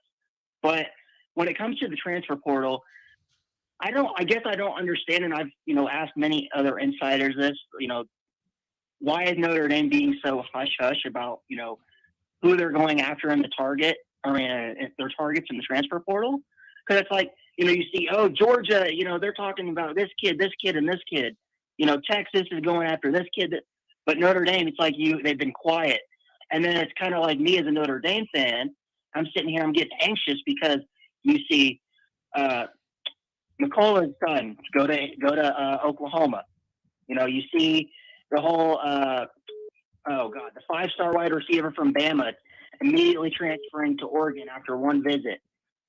Did Notre Dame reach out to that kid? You see Dante Cephas, we've offered, but he hasn't came on a visit yet. What are we doing there? I guess I don't understand why Notre Dame has been so hush-hush about it, but I kind of know, because it's like, well, I want to know what the game plan is, because I want to know, hey, if we're having Hudson Card in for a visit, I want to know Hudson Card is in for a visit. But I don't know, man. Maybe it's because, I've heard other people say this, that the reason other schools are going after Notre Dame's recruits and Notre Dame targets is because they know that Notre Dame was not willing to put up the big money offers that they are.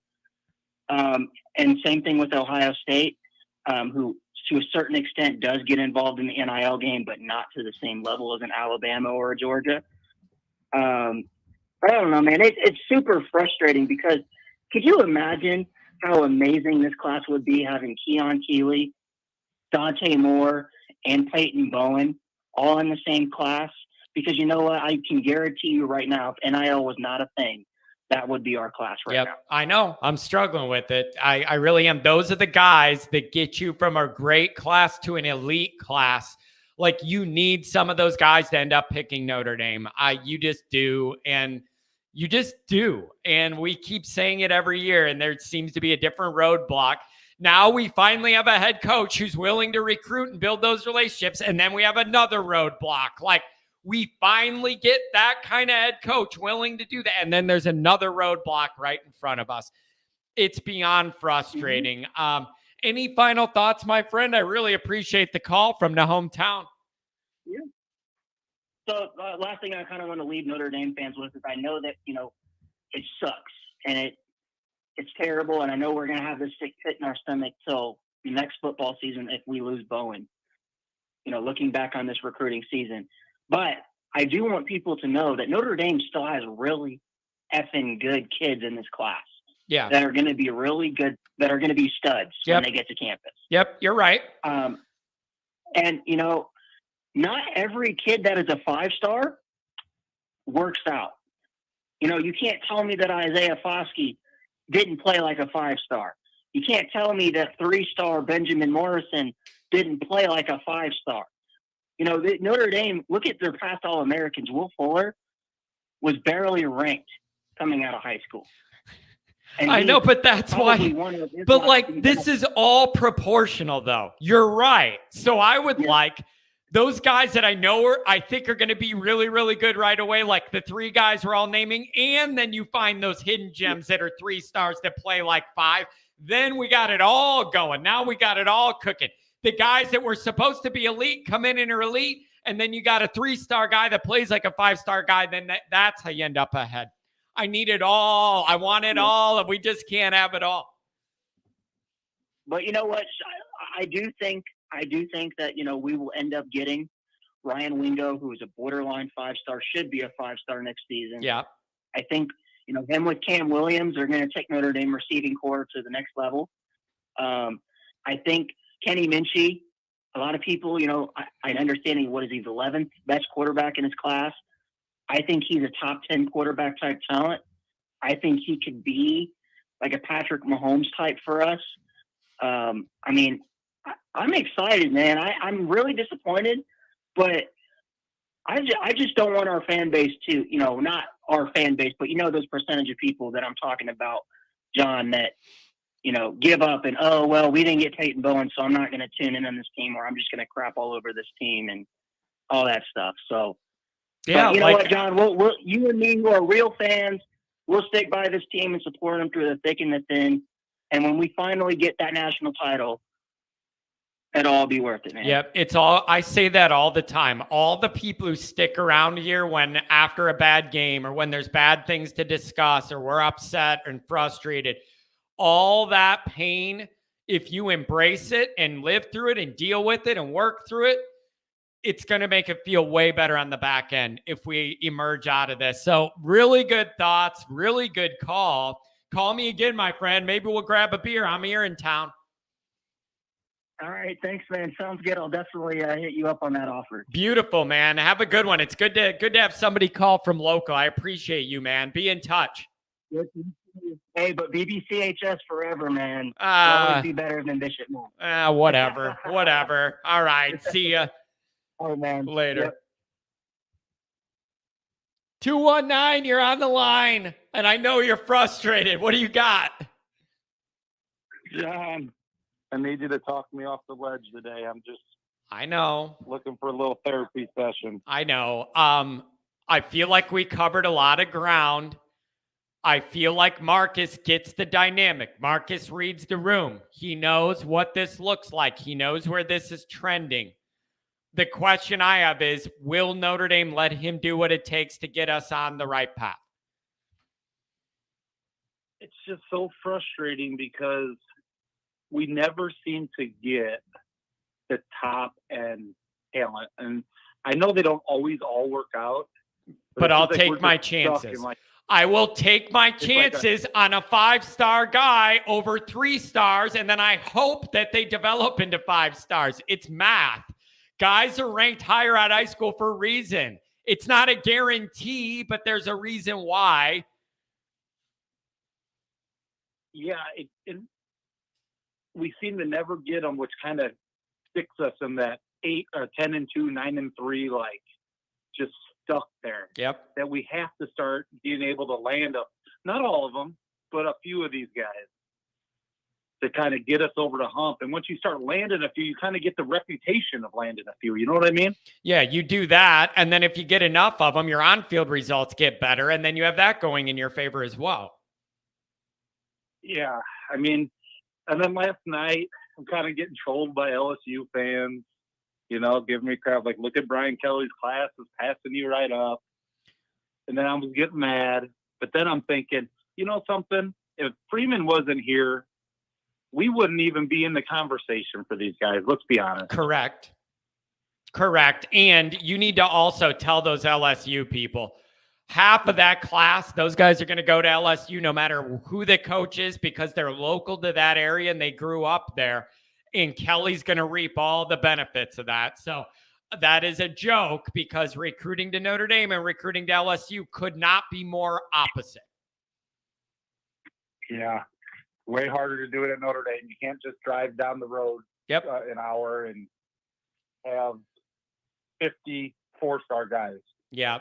I don't know, man. So do you think, like I do you think Freeman gets it? I think he does. It's just a matter of, can he get anything done to give him the ammunition he needs to do this? Yeah, I mean, he gets it. He knows. He knows the landscape. Yeah, I think so, the whole too. thing just feels so hurt. That's what I hate about it. I've always been a proponent of these players getting money, seeing all the money these football programs make, the universities, and the kids aren't getting much. I've always been a proponent of that. But the way it's being done now, the minute it was legal, all these people just throwing around, all these teams. You have 15 teams. We're just waiting to throw around millions of dollars for kids. The whole thing just feels so dirty. And we know it was happening before, but I mean, people they're not even trying to hide it now. It's just like pay for play all over the place. And it's just dirty. It just feels so dirty. Yeah. And even with the NIL that's legal, that isn't all of the discussion. It's the other stuff and the pushing it and the time frames and the guarantees. Like, there's a lot of angles here. What keeps John from, like, you know, if I'm Peyton Bowen, right? Say I'm getting offered a couple $1 million to go to Oklahoma or Oregon. What keeps him even his parents or family saying, you know something, go grab the $2 million. If you hate it, you just transfer next year. Yeah. I thought of that too. Like, it's right. But here's what's really hard for me. The hardest ones for me are guys that are committed to Notre Dame and then leave. And the reason why is it is so hard for Notre Dame to find a fit of an elite player who also has the grades and the test scores and all that stuff to even get into Notre Dame. There's a tiny pool of guys that check all those boxes. And then we get them. And then to lose them after all this time over like money at the end, it just makes me want to punch my laptop screen. Yeah. I mean, we've seen it so many times because, like you said, we're dealing with a smaller pool of players than most schools. Yeah, already. We're starting out already with a smaller margin for error because of that. See, somebody put in the chat, the NFL even has salary caps. Maybe the NCAA needs to explore this. If you made a $2 million salary cap tomorrow, the number one quarterback's getting $2 million that you know about, and the other 2 in a Ziploc bag under his couch cushion. Like, it isn't that simple. You put a number on it, the other half's coming in a black bag the way they've been doing it for 30 years. Like, it's always the next thing. There's always more. There's always a way around it all. Yeah, but there almost needs to be, I like the idea. This is what my dad said to me yesterday. Like, there almost needs to be, there needs to be a record of where the money's coming from, and each school only gets so much money. And if somehow it's proven that they're doing something like that, where it's coming from somewhere else, then they need to be on probation or something in that aspect. That they need to have to report who's getting what from who, where there has to be some kind of rule. It's just wild, man. And the thing is, Notre Dame genuinely has these guys' best life in mind. Like Notre Dame's so genuine about their mission and what they want you to be able to accomplish there and all that. And it just really hurts when you know other teams are not operating that way. It's really upsetting. Yeah, and I just worry, John, that Notre Dame's always holds on to old ways, old ideas, and then they fall way behind, at least in our lifetime. Yeah. In our lifetime, Notre Dame's always been behind what everything is. And I hope, I heard you saying about they're waiting to see. Well, waiting to see is going to put us behind again. Yep. The only saving grace in this, man, is that I feel Freeman gets this. I think Freeman knows the reality and the gravity of the situation. That is my only saving grace in this frustrating discussion is I feel like that man gets it, and he's going to be an advocate for us to try and get things done. I just didn't feel that way about Kelly. So I guess that helps. Yeah. Freeman can at least, I feel like they'll listen to Freeman more than they would Kelly too. Like Kelly was just the grumpy old man they probably kind of blew off. Yeah, no, I totally agree with that. No, I think people are going to be open to working with Freeman and hearing what's on his mind a lot more than Kelly, just because he's not a jerk. So I don't know, man, but it's frustrating. The most frustrating thing is that, even some of the parents of these recruits that we've talked to, at Notre Dame, were so convinced that this thing was staying together and it was going to be the best class that Notre Dame ever had. Still going to be good. So as negative as I was last night, you still got to kind of look. What was the best class Brian Kelly had? Probably 13. No, he had one. He had one. I think he got to 7th or 8th. I think he had one where he was top 10. 7th or 8th, I think, was his best. I think it was only 1 year though. Yeah, 1 year. Otherwise, what have we been 13? Yeah. 10 to 13 probably. Yeah. And the only reason we were 9, I think, last year is because Freeman. That's loaded with defensive guys from Freeman. Yeah. So I guess we got to kind of.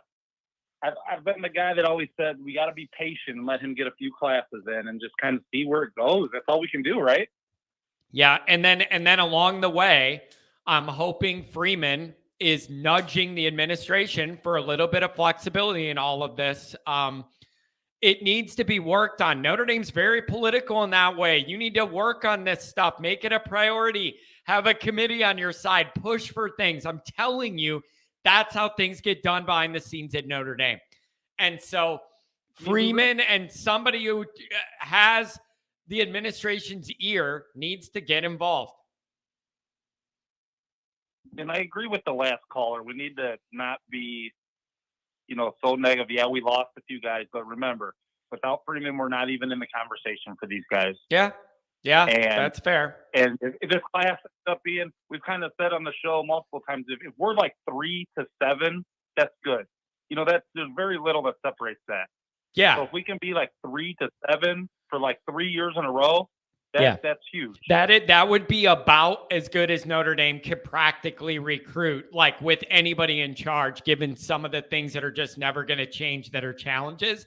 If you could be in that range, that's about as good as you can ask from Notre Dame, I think. Don't you agree? Yeah.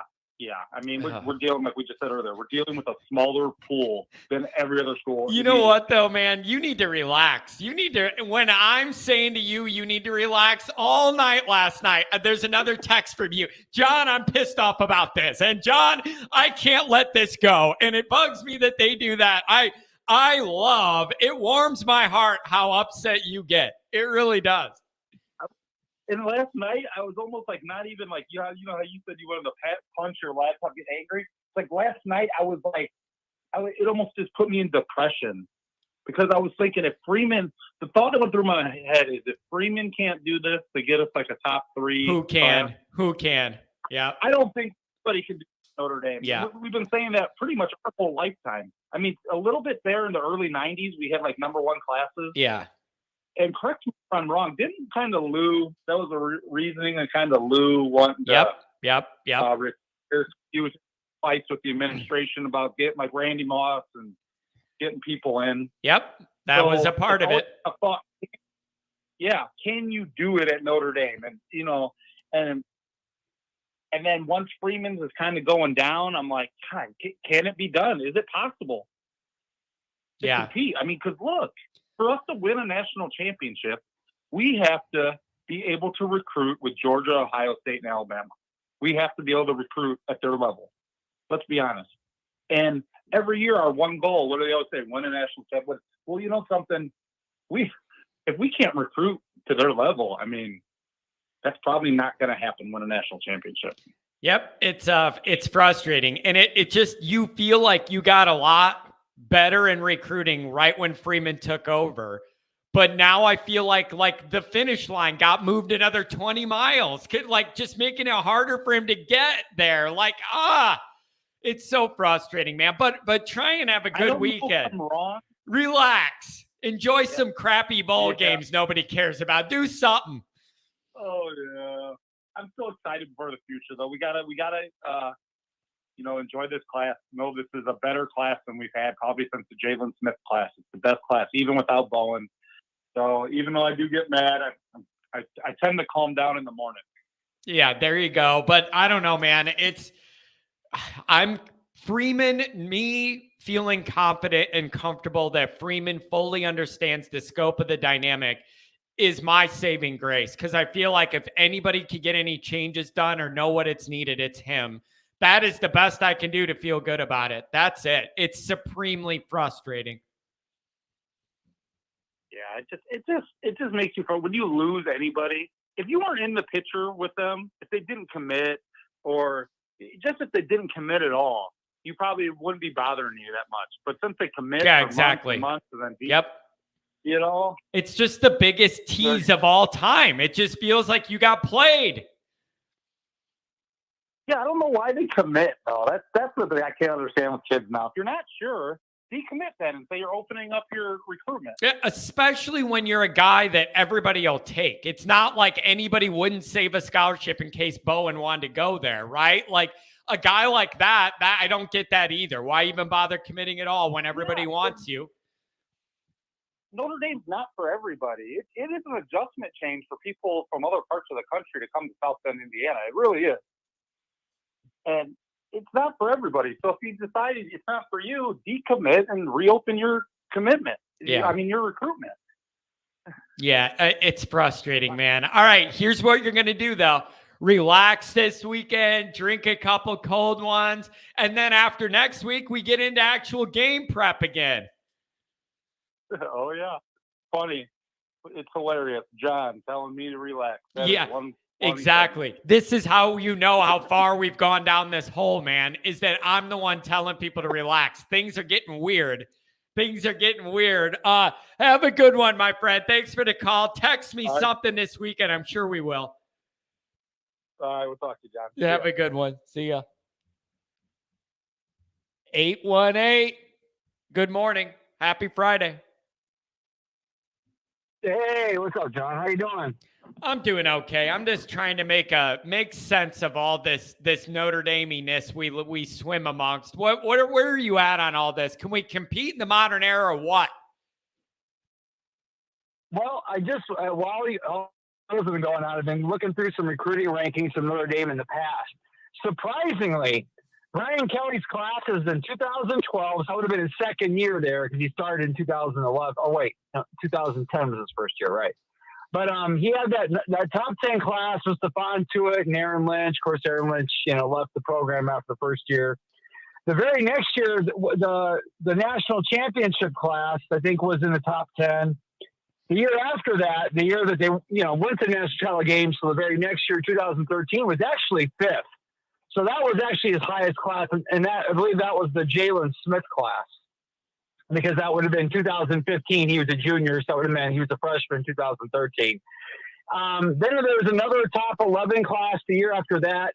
Then they started that's when he went into his number 13, 14, 15, which interestingly enough were the years where those classes became the playoff teams of 2018 and 2020. So one thing I think Kelly did figure out was, okay, maybe I'm not going to get these top recruits, but I'm going to get these recruits that are probably going to stay within the program, and I'm going to start recruiting for, on a position-by-position basis rather than just get the top names. That did work for him to some degree. Now I'm looking at, this year's class has fallen out of the top 5 in almost every publication I just looked at, yet they still have 26 players recruited. So, and that's with Peyton Bowen still in the fold. Man, that's disheartening. It really is, because Freeman has worked so hard. And I'm telling you, man, if this continues over the next 2 years, Freeman will leave Notre Dame. I guarantee it, John. If he has to work this hard to end up out of the top 5, 6, 7 teams in the country in recruiting every year, he ain't going to stick around. Yeah. It's just not going to happen. Yep. I've thought, I'm being honest. I've thought of this too. It's frustrating. Yeah. Yeah. I've thought of this too, because he is so supremely tied into modern and what it takes. I could see it as well. And if they're not going to let him, he isn't going to go down with the ship and let it tarnish his name. He'll go somewhere else and go win. And imagine my horror when I saw that LSU has passed us up in the recruiting rankings. I mean, that made me want to scream. You know what, though? Look at it this way. Look at it this way.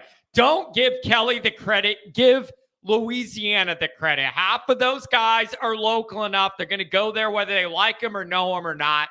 I'm not letting it bug me. Apples and oranges. That's what I'm telling myself in my brain. No, John, you're absolutely 100% correct. What I hate is the national media is going to give him credit. And it's not fair because it's not him. They're going to say, oh, look at how good Brian Kelly's doing. And it's like, he's not even trying. He's not even trying. Guaranteed. Yeah, I know. Listen to us getting all frustrated here, man. Hey, I know. It's and by the way, go back to my suggestion about Peyton Bowen, or 2 days ago, whatever it was. And just like that caller just said, hey, decommit you. I'm not going to say it, but decommit. Just decommit. What are you doing? I'm tired of these guys waiting until last week. You knew what you were doing a month ago. So if you're going to decommit, now maybe he ends up staying, and it shows some character. But I'm sorry, if you're committed to us right now, then you're committing on signing day. That just frustrates me. Either decommit or stay. By this point, if you're still committed, you should be signing a letter of intent to play for Notre Dame at this point. Oh man, I could feel your frustration. I really can, man. It's so annoying. I'm just saying, insult to injury. It's what are you doing? What are you doing? It's you don't know. Or you're telling me that these teams that are after you just now came after you with money. You didn't know about this money 2 weeks ago? Come on. Come on. I know. It's Give tough. me a break. And you know what else? It's going to be fair to him. You know what I don't want? Because maybe. Here's what I don't want to believe. And I see a lot of these messages. I don't want to believe it. A lot of people are saying some of these guys are using the Notre Dame commitment as leverage to build NIL deals off the brand name of Notre Dame and then go from there. I really, really don't even want to think any of that is a part of the plan. I would like to think these guys are genuinely interested in Notre Dame, and then the money starts sounding better to them later on or something. I'm in a very dark place when I think these guys are actively leveraging Notre Dame on other faking us out. I can't handle that, man. This is all just done then if we're doing that. Well, and here's the other thing, John. This whole thing about Notre Dame being a step behind everybody else. This is what I think what it is. They're not stupid. Notre Dame knows what's going on. They're not a step behind. They know exactly what's wrong. The problem is they're so concerned with their image and taking players for money that they're going to get negatively shot at by the national media for betraying their beliefs for football glory. Remember that book back in the day? Nope, you're right. Book by Looney and whatever the hell. You're right. That's all it is. It's like, you know what? Hell with it. Call us that all you want. We're going to play the game too. That's what I would do if I was Notre Dame. But you're right, Rodney. You're right, though, man. I feel you on that. I feel like Notre Dame's sitting in this ivory tower like, NIL, we could never go down that path. People want to come here because of the Golden Dome. Like, it is all about the image and everything. You know what would help Notre Dame's image overall? Win a championship. No kidding. That's the thing. Just forget about it. Forget about what they're going to say about you. Just play the game. At least, again, I don't want anything like what Texas A&M's doing. I don't even want what Alabama's doing, because I was looking at the average amount of money according to whatever recruiting ranking I was looking. And the only team of the elite teams, the elite programs that have less than Notre Dame apparently is Penn State. Like their average is like 45, whatever it is. But Notre Dame is vastly behind a lot of them. Clemson's right there with them. That kind of makes sense with the culture fits and all that. But you know what?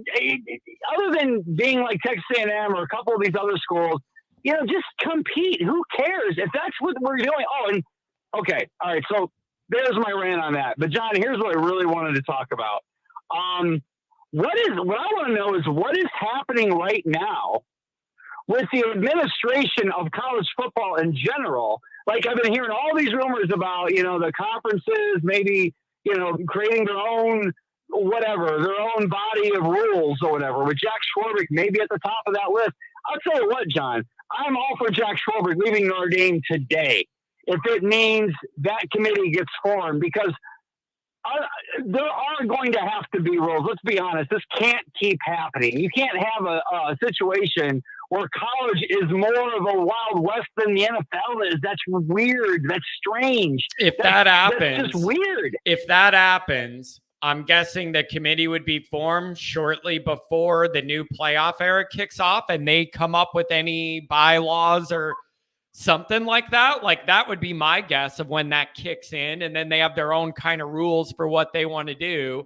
I don't know, man, but it's I'm with you. It's very frustrating, and Notre Dame's all about their image. I'm telling you, there's smart enough people at Notre Dame that you could do everything we're asking, not sacrifice the value of your Notre Dame degree or the things we value. There's a way to thread this needle, but it has to be done the right way, and you can't wait around for it to just naturally take hold either.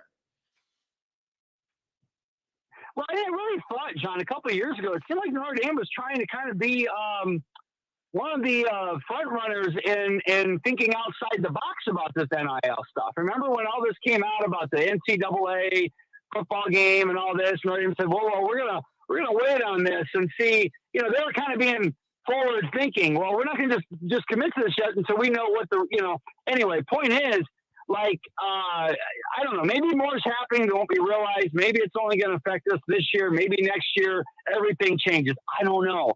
But what I do know is this is really frustrating, seeing Freeman trying to keep together these top 5-star recruits that are just getting all this money thrown at them. And to some degree, I'm like, God, in a way, I can't blame them. Yeah. I mean, if you're getting $2 million thrown at you, I know. Especially if you're a person that has financial problems. I mean, I don't know about what Peyton Bowen's family's like. I have no idea. But I'm just saying, I kind of get it. And at the same time, but I'm also like, fine, I get it, but then decommit, dude. Yeah. Decommit then. Yeah. So we'll see. Maybe the guy's going to keep his commitment and we're all going to be surprised. I'm telling you though, but you're on it. You're hitting all the checklist of frustrations. I'm with you, and we're all We're all feeling it, man. So with that being said, are you going to have a relaxing weekend? Watch some bowl games? What are you going to do here? I'm about out of time. Well, sure I am, John. And I'm going to say one thing I'm going to leave you with because I've been meaning to say this for about 5 calls. John, I have a title for a show of yours. You know, you were talking about the evening shows, like the 5, which I love that. Yeah. But how about once a month we do one midnight and we call it Midnight Mass? Midnight Mass. I'm a night guy. I stay up late anyways. I can't fall asleep early. I would be up. The issue is, would there be enough other people up that I could get any traction to make it worth me staying up, being up that late and doing this? Like, I don't know what the midnight football crowd's like. If I could get a crowd, I would. It'll be you and me, buddy. Yeah, there we go. Oh, man. Well, thank you. Thanks for the call, my friend. I'm with you on all these frustrations. Have a couple drinks and enjoy some bowl games this weekend. Call me next week. Absolutely, buddy. Have a good one, John. Have a good one, man. Always bringing the energy. I love it when he calls. All right, one more call. I'm squeezing it in because it's local to South Bend. 574. Give me some more. You're on the air. Hello, John. Hey. How's it going today? It's going very well. We're just working through some general frustrations. What do you make of all this? Yeah, why can't we just have a day where we just all come together and celebrate? I mean, we just never could get there. In my lifetime, anyhow. Yeah, does it seem to you like sometimes we get closer, but then the finish line moves another mile away from us? Because I feel that way sometimes. Oh, for sure. For sure. Like, I am so pumped with Marcus Freeman. I hope he doesn't get too burned out, like that we lose him. Because I think he's a coach of a lifetime, so far.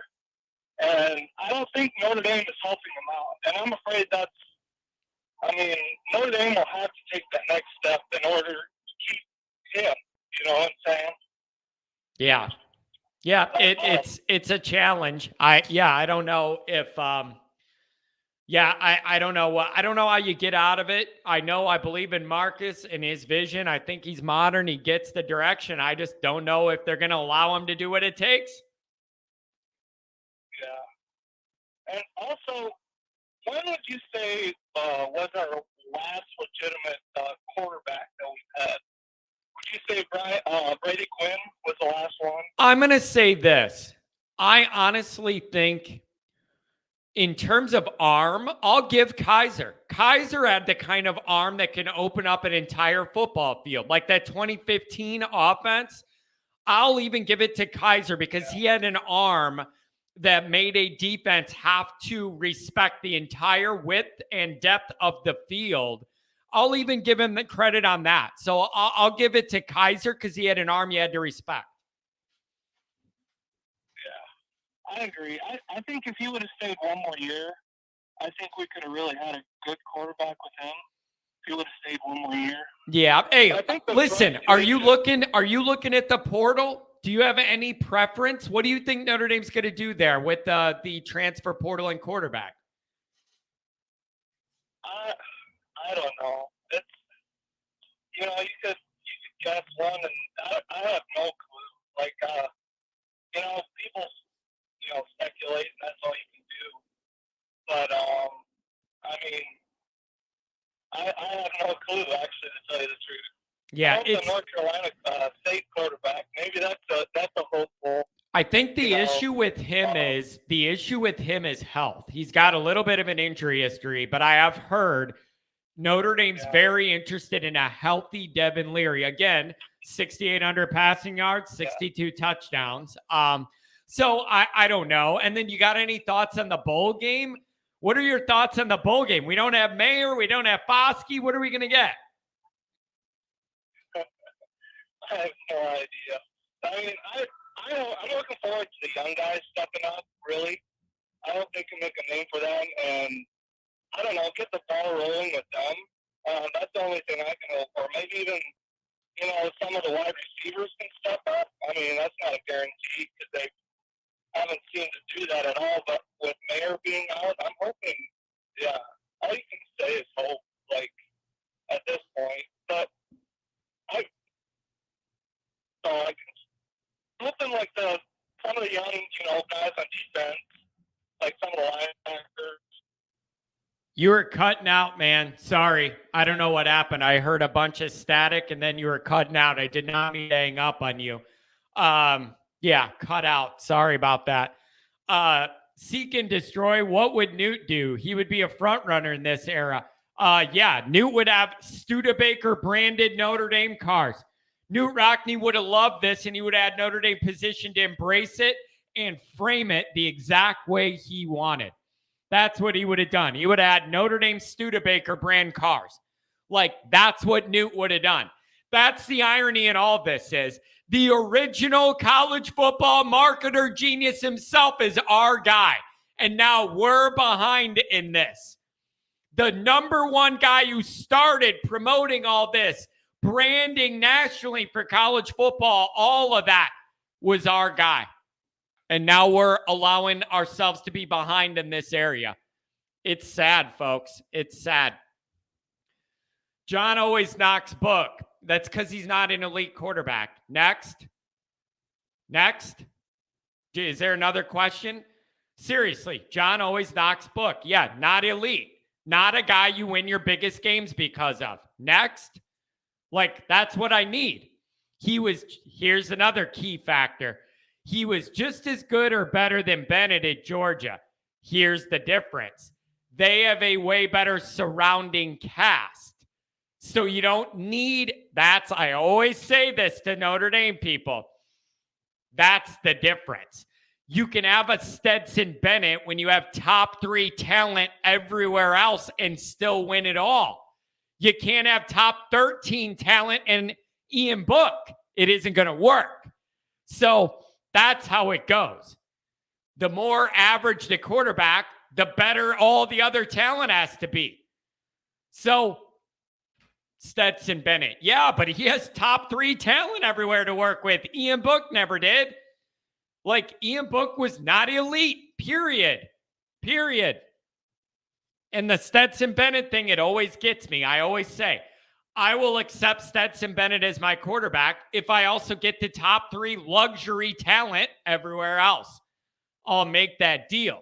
But you can't give me a non-elite quarterback and non-elite skill guys and everything else to work with, which is what Notre Dame had. Not good enough. Something's got to be elite somewhere to make that all work. So Ian Book, tough kid and all that, but just not elite. You're not winning your biggest games because of Ian Book. Saw it in the playoff. Did he take over the game because he's so great? No, couldn't do anything. All right, this show's over. I'm stressed out. I need to go to the bar or something. We covered a lot of ground and a lot of people were into it, and I love that. So we'll do it again. Have a good weekend, guys. Take care.